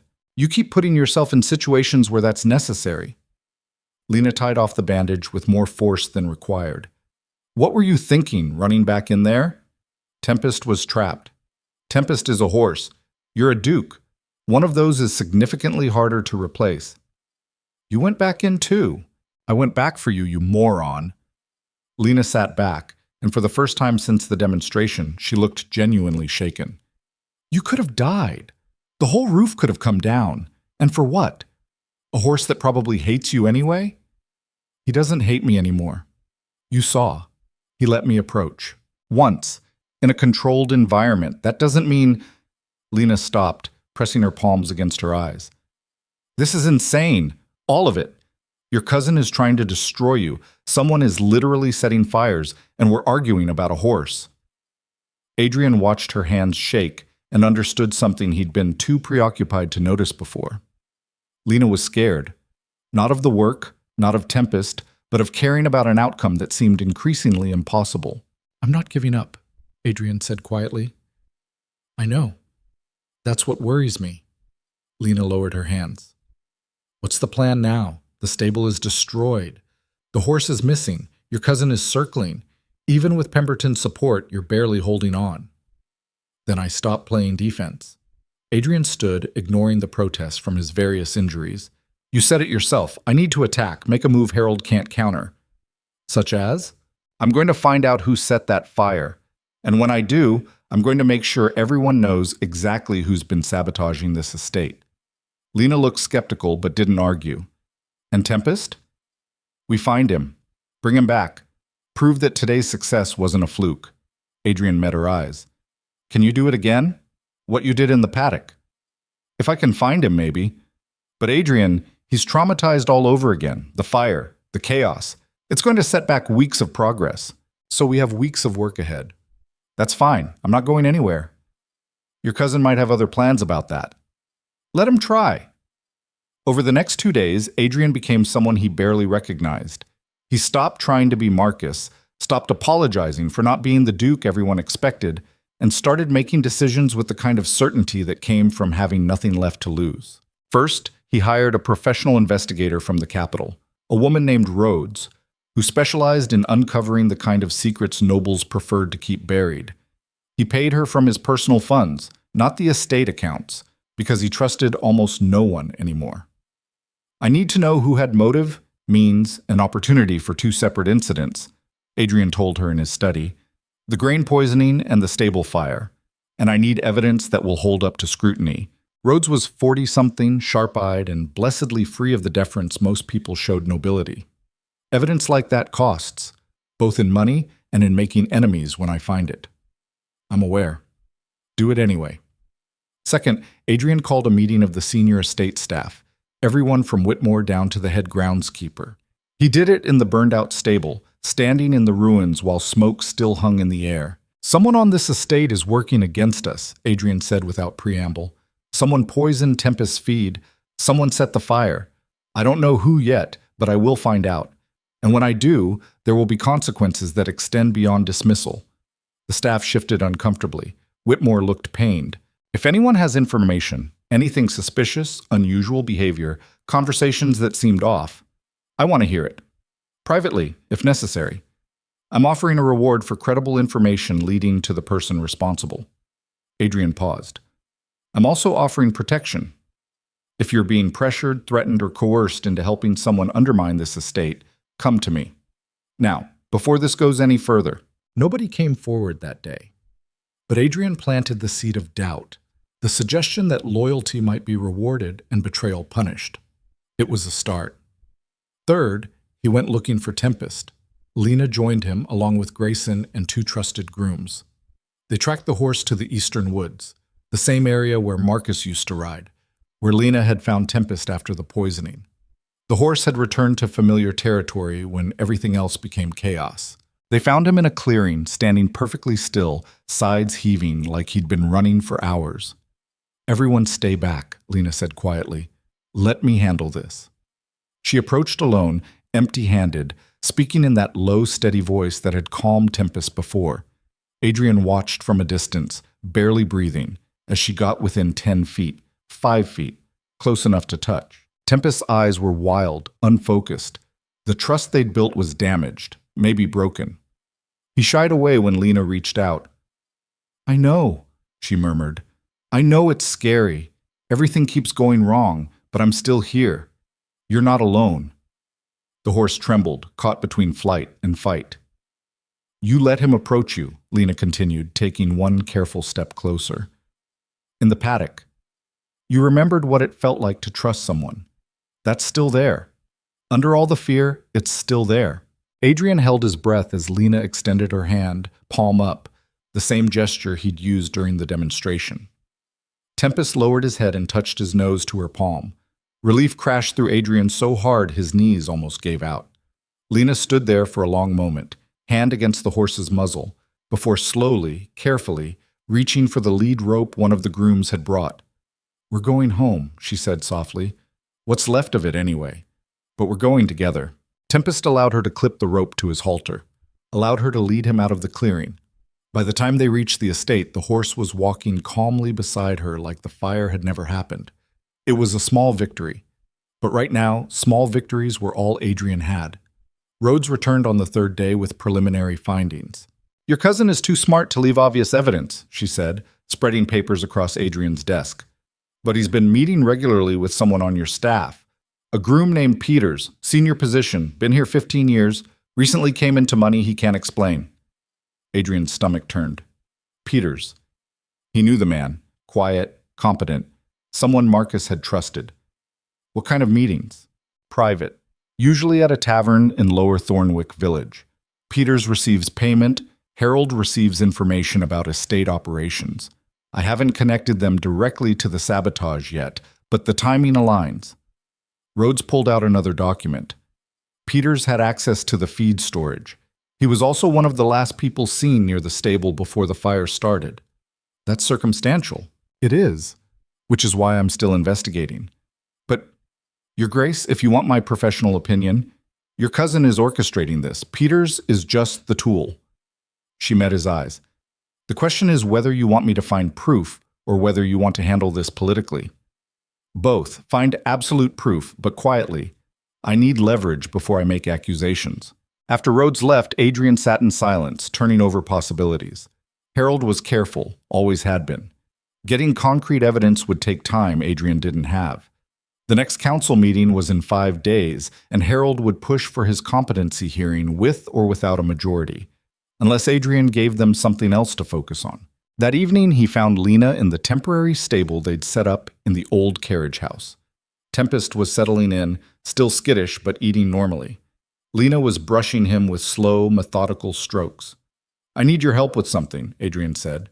"Besides the dozen impossible things I'm already helping with?" Besides those, Adrian leaned against the stall door. "I'm going to make a formal accusation against Harold at the next council meeting. But I need to prove I'm stable, competent, and in control first, which means I need to ride Tempest." Lena's hand stopped mid-stroke. "You're joking." "I'm not." "Adrian, you can barely approach him without triggering his grief response. Riding is necessary. Harold's been using Tempest as proof of my incompetence. If I can ride him publicly, it destroys that narrative completely. Or it gets you killed, which would be inconvenient for everyone. You said he's making progress. You said the trust is still there under the fear. I said that about me, not you." Lena resumed brushing, harder now. "You're the replacement for the person he lost. Every time he sees you, it's a reminder of what's gone. That's not something you fix in 5 days." "Then we have 5 days to try." Lena turned to face him fully. "Why? Why risk it? You have other ways to prove competence." "Because nothing else will be dramatic enough to shift the narrative. Harold's been painting me as the duke who can't handle his brother's horse.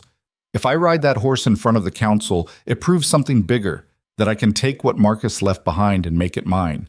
Not by replacing him, but by earning it on my own terms." "That's either brilliant or suicidal." "It's both. Apparently that's my specialty now." Adrian met her eyes. "Will you help me?" Lena studied him for a long moment, then sighed with the air of someone making a decision they'd probably regret. 5 days. We start tomorrow at dawn. And if at any point I think this will get you killed, we stop. No arguments, no duchy overruling. Agreed?" "Agreed." They started the next morning before the sun was fully up. Lena had Adrian begin by simply standing near Tempest while she worked, getting the horse accustomed to his presence without pressure or expectation. It was tedious, frustrating work that showed no obvious progress. "He's watching you differently," Lena said after 2 hours of Adrian essentially standing like furniture. "See how his ears track your movement? Yesterday he was ignoring you. Today he's aware. That's progress. Riveting progress. Shut up and stand still." By afternoon, Lena had Adrian approaching the stall, touching the door, eventually stepping inside while she maintained contact with Tempest. The horse's eyes would find Adrian, and that old hostility would flicker, but it didn't ignite. Not fully. "Talk to him," Lena instructed. "I don't care what you say. Just let him hear your voice without threat." Adrian felt ridiculous talking to a horse, but he did it anyway. He told Tempest about Marcus, about their childhood, about hunts and races, and all the memories he'd been avoiding because they hurt too much. The horse's ears flicked forward, listening. "He loved you," Adrian said quietly. "More than he loved most people, honestly. You were the one constant in his life when everything else was complicated. He trusted you completely." Tempest's posture softened fractionally. "I'm not him. I can't be him. But I'm here, and I'm trying to honor what he cared about, which includes you." On the second day, Lena had Adrian touch Tempest directly, just a hand on the shoulder while she held the lead. The horse allowed it, tense but not violent. "Good," Lena murmured. "That's good. Now step closer. Let him feel your presence beside him, not in front." Adrian moved until he was standing next to the horse, hand still on that muscled shoulder, feeling the tension thrumming under the skin. Tempest's head turned, dark eye finding Adrian's face. For a moment, Adrian saw recognition there. Not acceptance, exactly, but acknowledgement that this person existed mattered somehow, despite not being the one the horse wanted. "I miss him too," Adrian said. The third day, Lena introduced the saddle. Tempest hated it immediately. Not because of the object itself. He'd carried Marcus in that saddle dozens of times, but because of what it represented. Someone else riding him, someone else in the position that belonged to his lost rider. "We're not rushing this," Lena said as Tempest sidestepped violently away from the saddle. "Let him see it, smell it, understand it's not a threat." It took hours to get the saddle anywhere near Tempest's back. When Lena finally managed to set it in place, the horse stood rigid, breathing hard, eyes rolling white. "Easy," she murmured, hand on his neck. "It's just leather and buckles. Nothing that can hurt you." Adrian watched from outside the stall, feeling useless. This was taking too long. They had 2 days left before the council meeting, and Tempest still looked ready to bolt at any second. "He's not going to be ready," Adrian said. "Not with that attitude." Lena kept her focus on the horse. "Trust the process. The process is running out of time. Then we work faster." She glanced at Adrian. "Get in here. If you're going to ride him, he needs to associate the saddle with you." Adrian entered the stall carefully. Tempest's attention swung to him immediately, and the tension ratcheted up. Lena positioned Adrian beside the horse, one hand on the saddle. "Just stand there. Let him adjust. We're building tolerance, not affection." They stood like that for an eternity. Adrian, Lena, and a horse vibrating with suppressed panic. Slowly, incrementally, Tempest's breathing steadied, the wild edge in his eyes dulled to mere wariness. "Tomorrow," Lena said quietly. "Tomorrow, we try mounting." That night, Adrian couldn't sleep. He kept running scenarios where Tempest threw him, crushed him, killed him in front of the entire council. Each version ended with Harold's sympathetic expression and the duchy slipping away.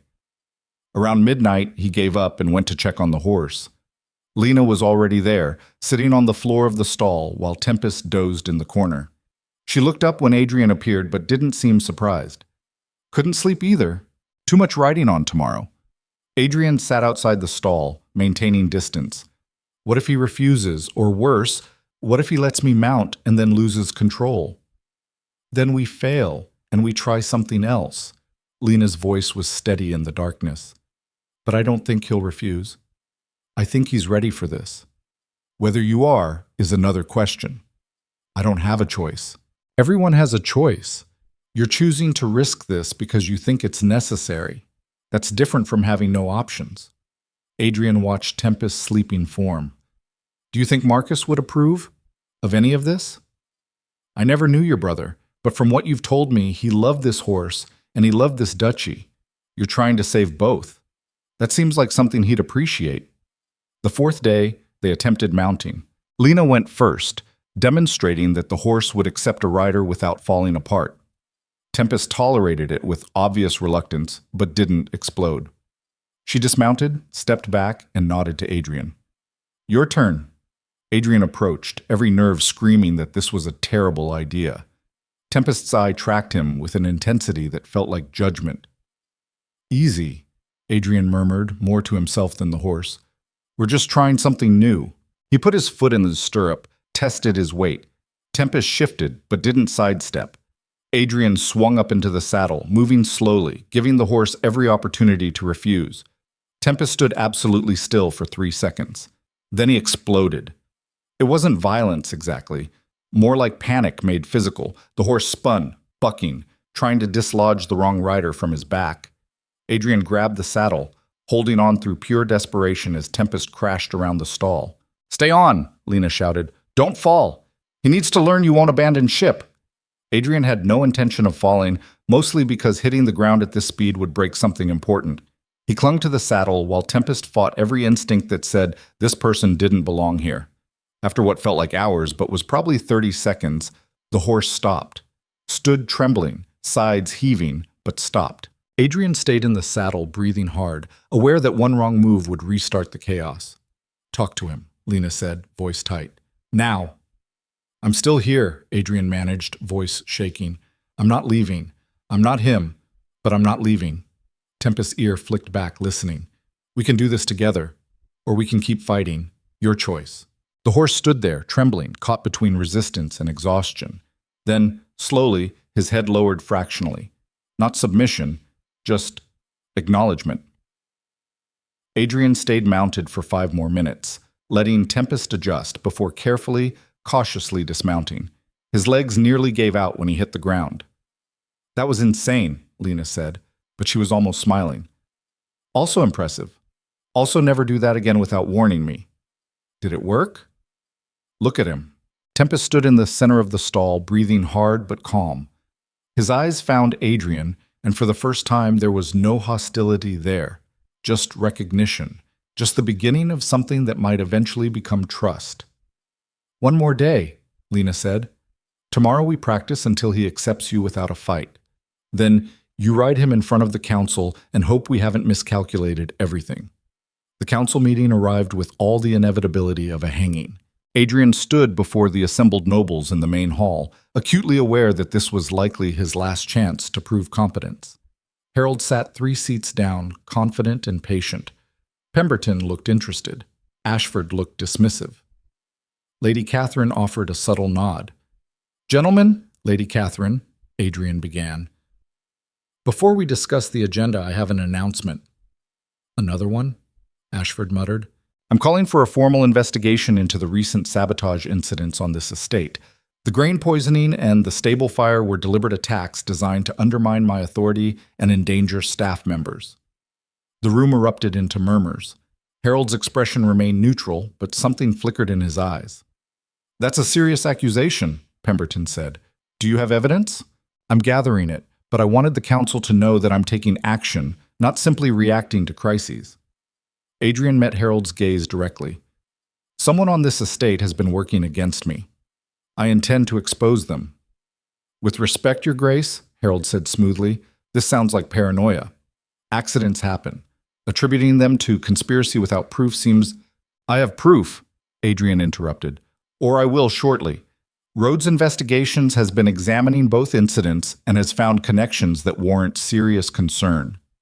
That was an overstatement, but Harold didn't know that.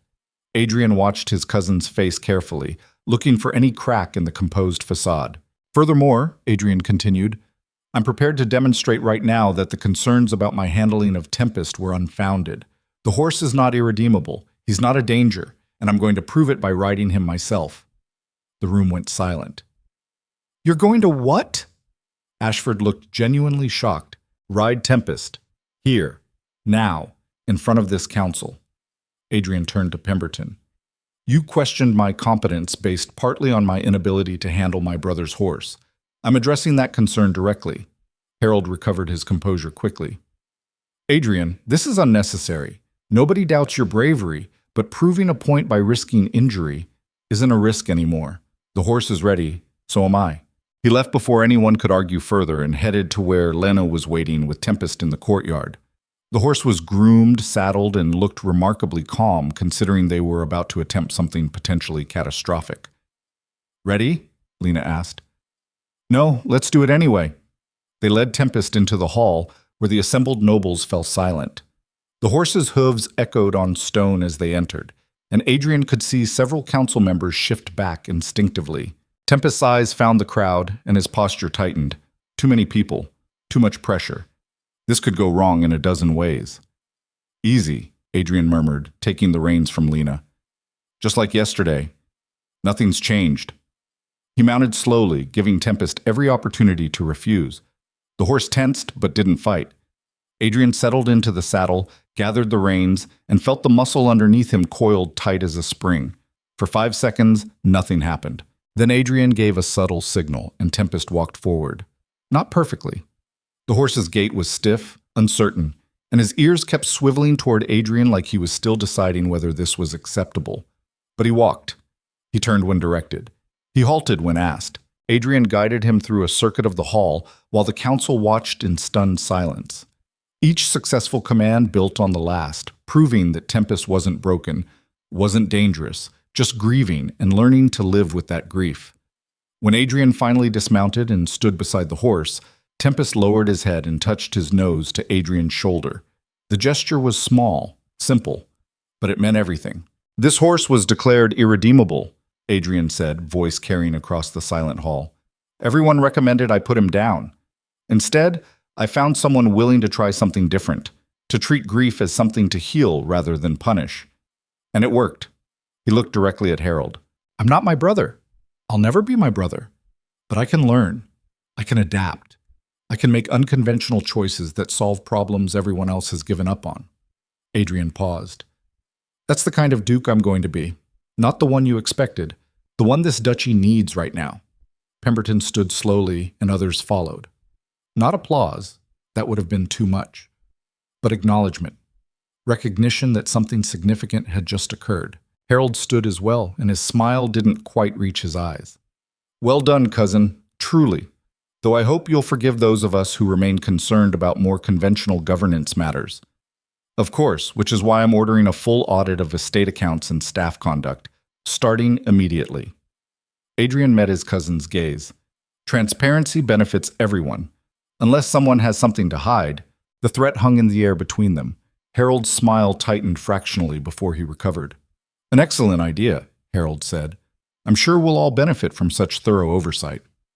The meeting dissolved into administrative discussions, but the dynamic had shifted. Adrian had proven something that couldn't be easily dismissed, that he was willing to take risks, make bold decisions, and follow through despite opposition. Afterward, Lady Catherine cornered him in the corridor. That was either the smartest thing you've ever done or you got remarkably lucky, she said. Probably both. Your cousin is scared now. Scared people are dangerous. She lowered her voice. Watch your back. Whatever he's planning next won't be subtle. But Adrian had already made his decision. He wasn't playing defense anymore. He was done reacting to Harold's moves and trying to prove himself by traditional standards. It was time to burn down the old rules and build something new. Rhodes came back 3 days later with a leather portfolio that felt like it weighed more than it should. You're not going to like this, she said, spreading documents across Adrian's desk. But you asked for proof. Adrian studied the papers, bank records, witness statements, receipts from tavern meetings. Peters had been receiving regular payments from an account traced back to Harold's estate manager. The timeline matched perfectly with both the grain poisoning and the stable fire. This is enough?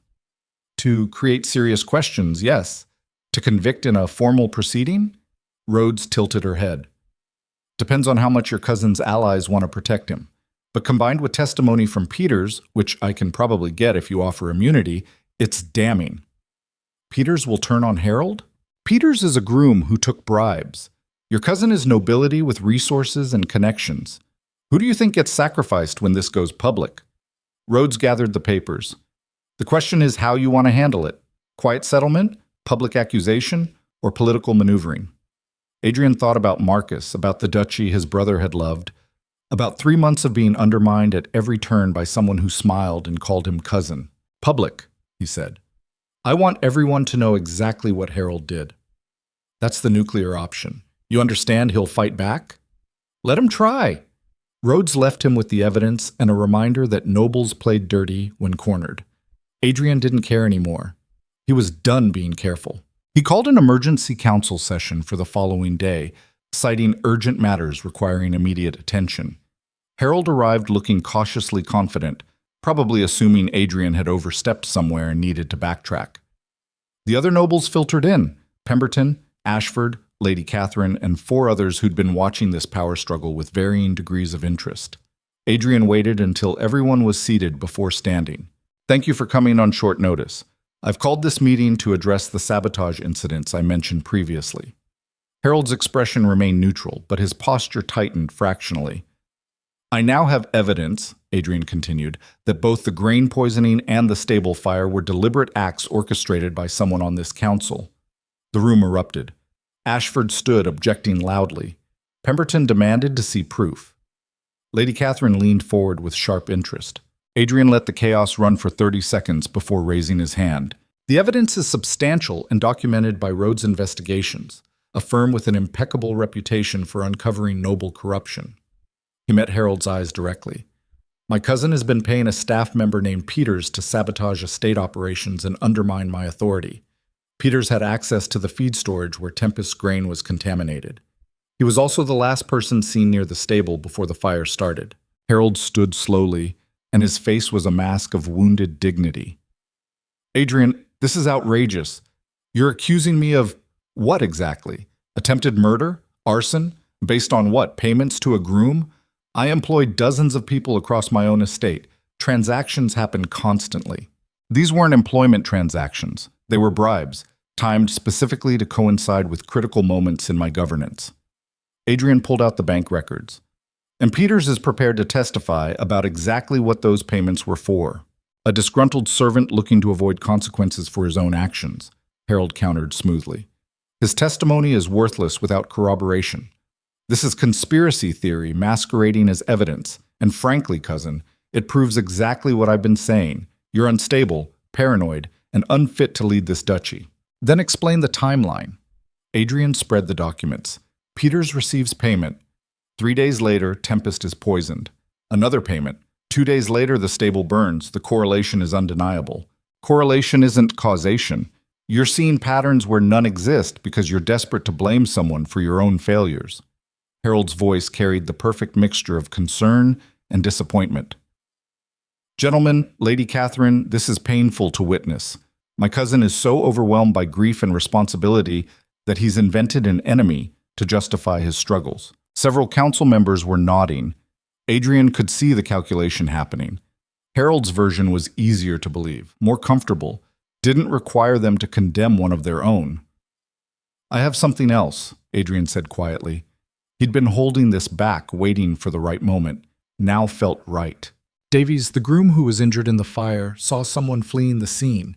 He couldn't identify them at the time due to the cloak and hood, but yesterday, under controlled circumstances, I had him observe various staff members from a distance.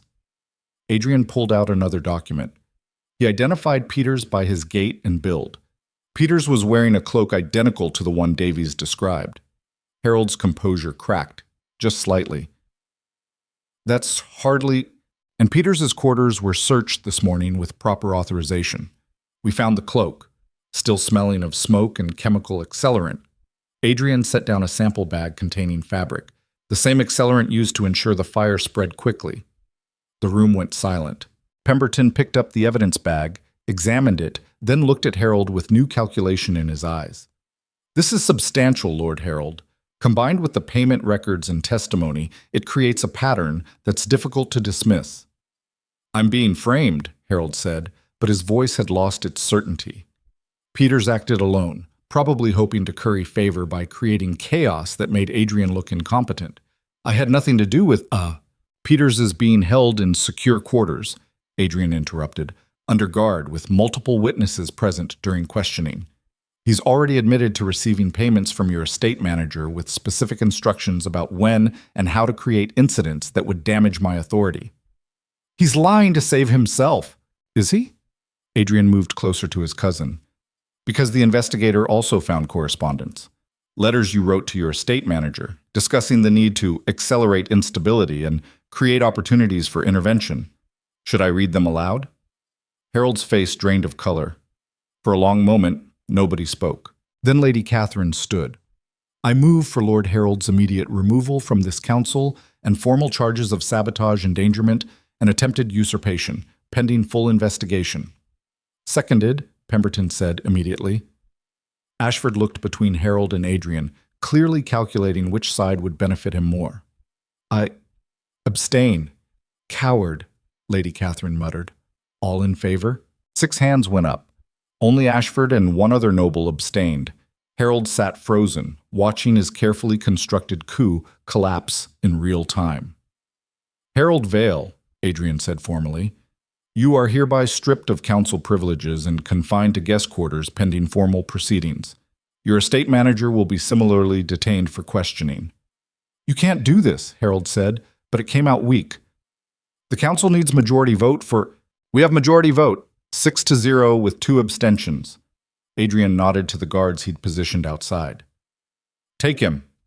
Harold was escorted out, and the remaining nobles sat in stunned silence. Adrian remained standing, aware that this moment would define his entire reign. I didn't want this, he said quietly. Harold is family, but he endangered lives, servant lives, including a 16-year-old boy who almost died in that fire. He poisoned an innocent animal to make political points, and he did it all because he thought the duchy should be his instead of mine. Pemberton cleared his throat. Your Grace, I think I speak for several of us when I say, we underestimated you. This took courage and strategic thinking. It took desperation, Adrian corrected, and help from people smarter than me. But I'm learning. That's all I can promise. That I'll keep learning, keep adapting, and keep prioritizing this duchy's well-being over my own comfort. The meeting dissolved after that, nobles departing with new respect in their eyes. Lady Catherine lingered. "Well played," she said, "though you've just made a permanent enemy." "I had one already. At least now everyone knows it. Harold has allies beyond this council. They'll come for you eventually. Let them." Adrian felt exhausted, but also lighter than he had in months. "I'm not hiding anymore." After she left, Adrian sat alone in the council chamber, processing what he'd just done. He'd destroyed his cousin's reputation, probably ended any chance of family reconciliation, and painted a target on his own back for Harold's remaining supporters. But he'd also proven he could lead, could make hard decisions, could fight for what mattered instead of just surviving day to day. Whitmore appeared in the doorway, looking conflicted. "Your Grace, Miss Hartwell is asking for you. She says it's important." Adrian found Lena in the temporary stable, standing beside Tempest with an expression he couldn't quite read. "What's wrong?" "Nothing's wrong. Everything's—" Lena paused, seeming to search for words. "Peters was arrested this morning. The grooms are talking. Everyone knows what happened." "And?" "And they're saying you actually did it. Took down your own cousin to protect the estate. To protect us." She looked at him directly. "Is it true? Everything they're saying?" "Most of it, probably. What specifically are they saying? That Harold tried to kill you. That he poisoned Tempest. That you could have handled it quietly but went public instead to make sure everyone knew the truth." Adrian moved to stand beside her, checking Tempest's healing shoulder where he'd scraped it during the fire escape. The horse tolerated his presence now, no longer flinching away. "It's true," Adrian said.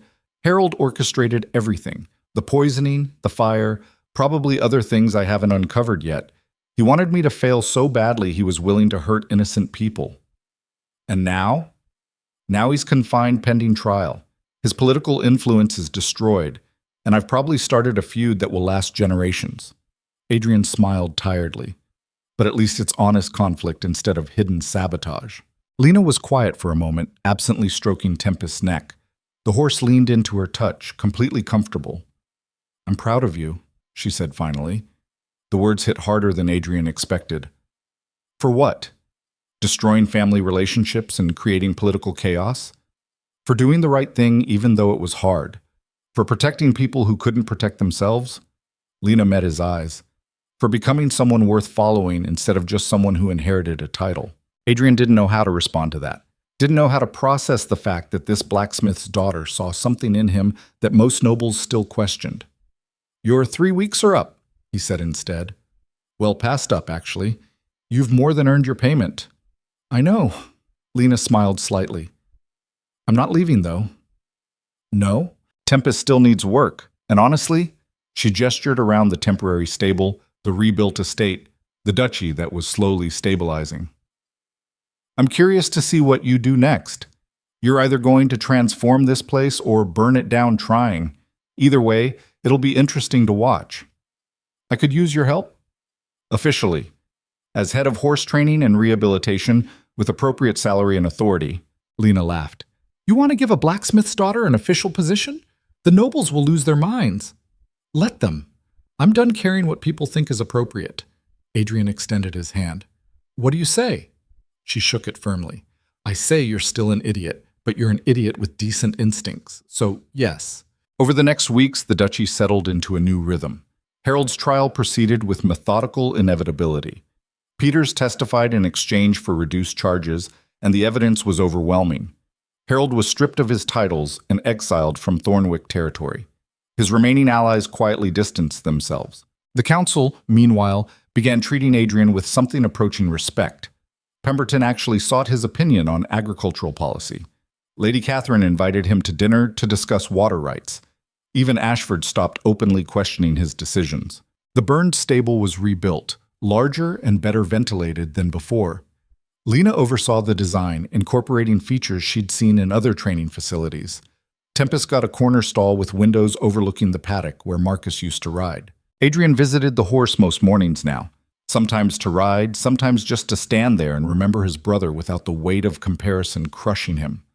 Tempest tolerated his presence with increasing patience, and occasionally, on good days, would rest his head on Adrian's shoulder like he was testing whether this person could be trusted after all.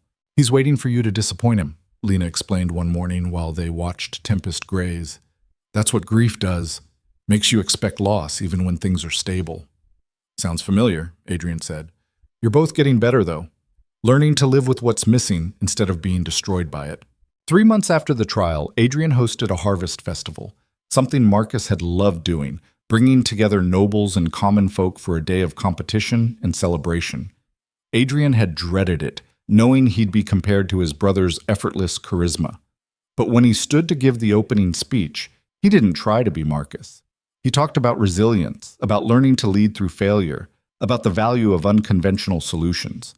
The crowd listened with genuine attention. Afterward, an older farmer approached him. "Your brother was good to us," the man said. "Always knew our names, remembered our problems. We loved him for it." Adrian braced for the comparison, the gentle reminder that he'd never measure up. "But you're different," the farmer continued. "You actually listen, actually try to fix things instead of just being charming about them." He nodded respectfully. "We're starting to love you for it, too." The words stayed with Adrian through the evening, through the competitions and feasting and music. He caught Lena's eye across the crowd, and she raised her cup in a silent toast. Later, when most of the guests had departed and the estate was settling into quiet, Adrian found himself in the stables. Tempest was awake, watching moonlight stream through the window. "I think we're going to be okay," Adrian said, unlocking the stall door. "Both of us. Eventually."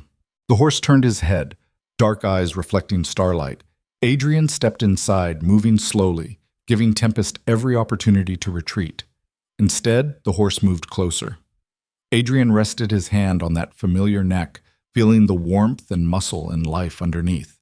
Feeling the grief that would probably never fully disappear but had transformed into something bearable. "He loved you so much," Adrian whispered, "and I understand why.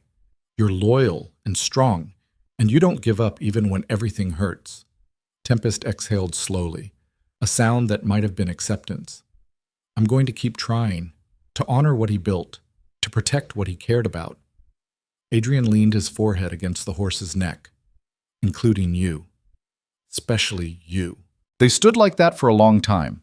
The Duke who'd never wanted power and the horse who'd never wanted a new rider, both learning to carry grief without being crushed by it. 6 months later, spring came again. The anniversary of the accident passed with memorial services that Adrian led without falling apart. The estate was thriving under management that prioritized substance over appearance. The council had stopped questioning his every decision, and Tempest let Adrian ride him regularly now, not with the perfect synchronization he'd shared with Marcus, but with something equally valuable: hard-won trust built on patience and honesty. Lena joined Adrian for an early morning ride, both of them on horses that had learned to accept what they couldn't change. "You know what's funny?" Lena said as they crested a hill overlooking the duchy. "When I first came here, I thought I was helping you save a horse." "You were." "No, I was helping you save yourself." She smiled. "The horse was just the method?" Adrian looked out over the land that had terrified him a year ago. The responsibility, the expectations, the crushing weight of inadequacy. It still scared him sometimes, but he'd learned to carry it. "Thank you," he said, "for not giving up when everyone else would have." "Thank you for being worth the effort," Lena urged her horse forward. "Now come on, I want to show you something." She led him to the clearing where she'd first found Tempest after the poisoning, the place Marcus used to ride when he needed space to think.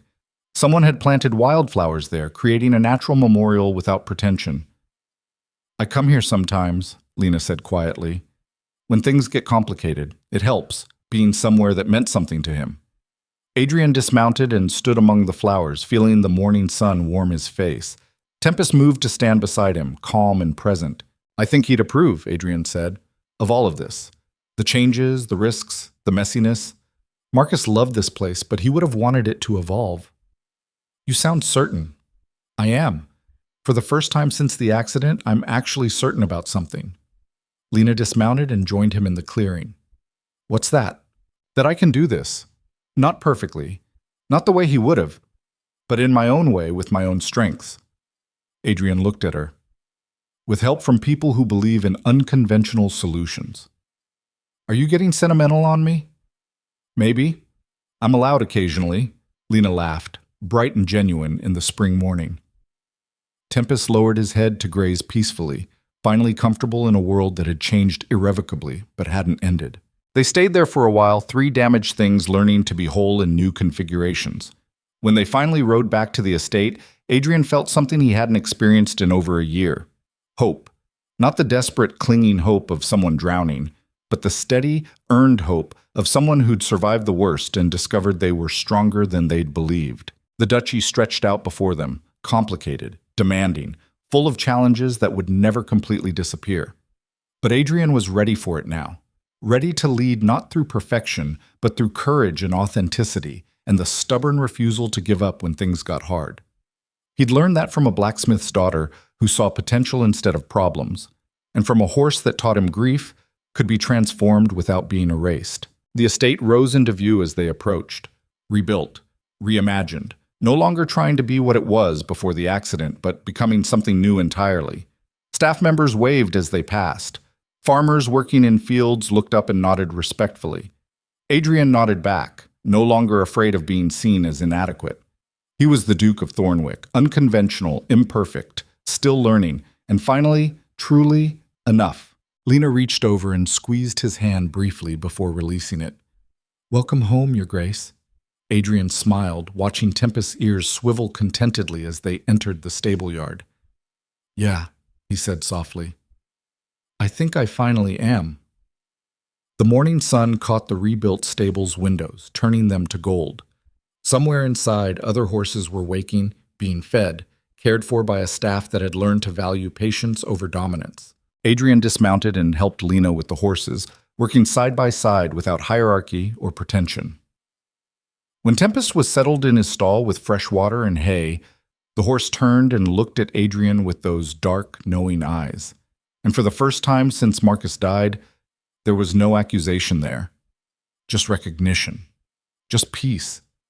Just the quiet understanding that sometimes the best way to honor what's lost is to protect what remains and build something worthy from the broken pieces. Adrian reached out and Tempest met him halfway, resting his forehead against Adrian's palm, in a gesture that felt like forgiveness and acceptance, and the promise that tomorrow would be better than yesterday. They stood like that while the estate woke around them, nobles and servants and horses and land all moving forward together, imperfect but trying, damaged but healing, learning that strength wasn't about control or perfection. It was about the courage to feel, to fail, to choose each other when the world demanded otherwise. And in that moment, standing in the rebuilt stable with a horse that had learned to trust again, and a future that was finally his own, Adrian understood what Marcus had known all along.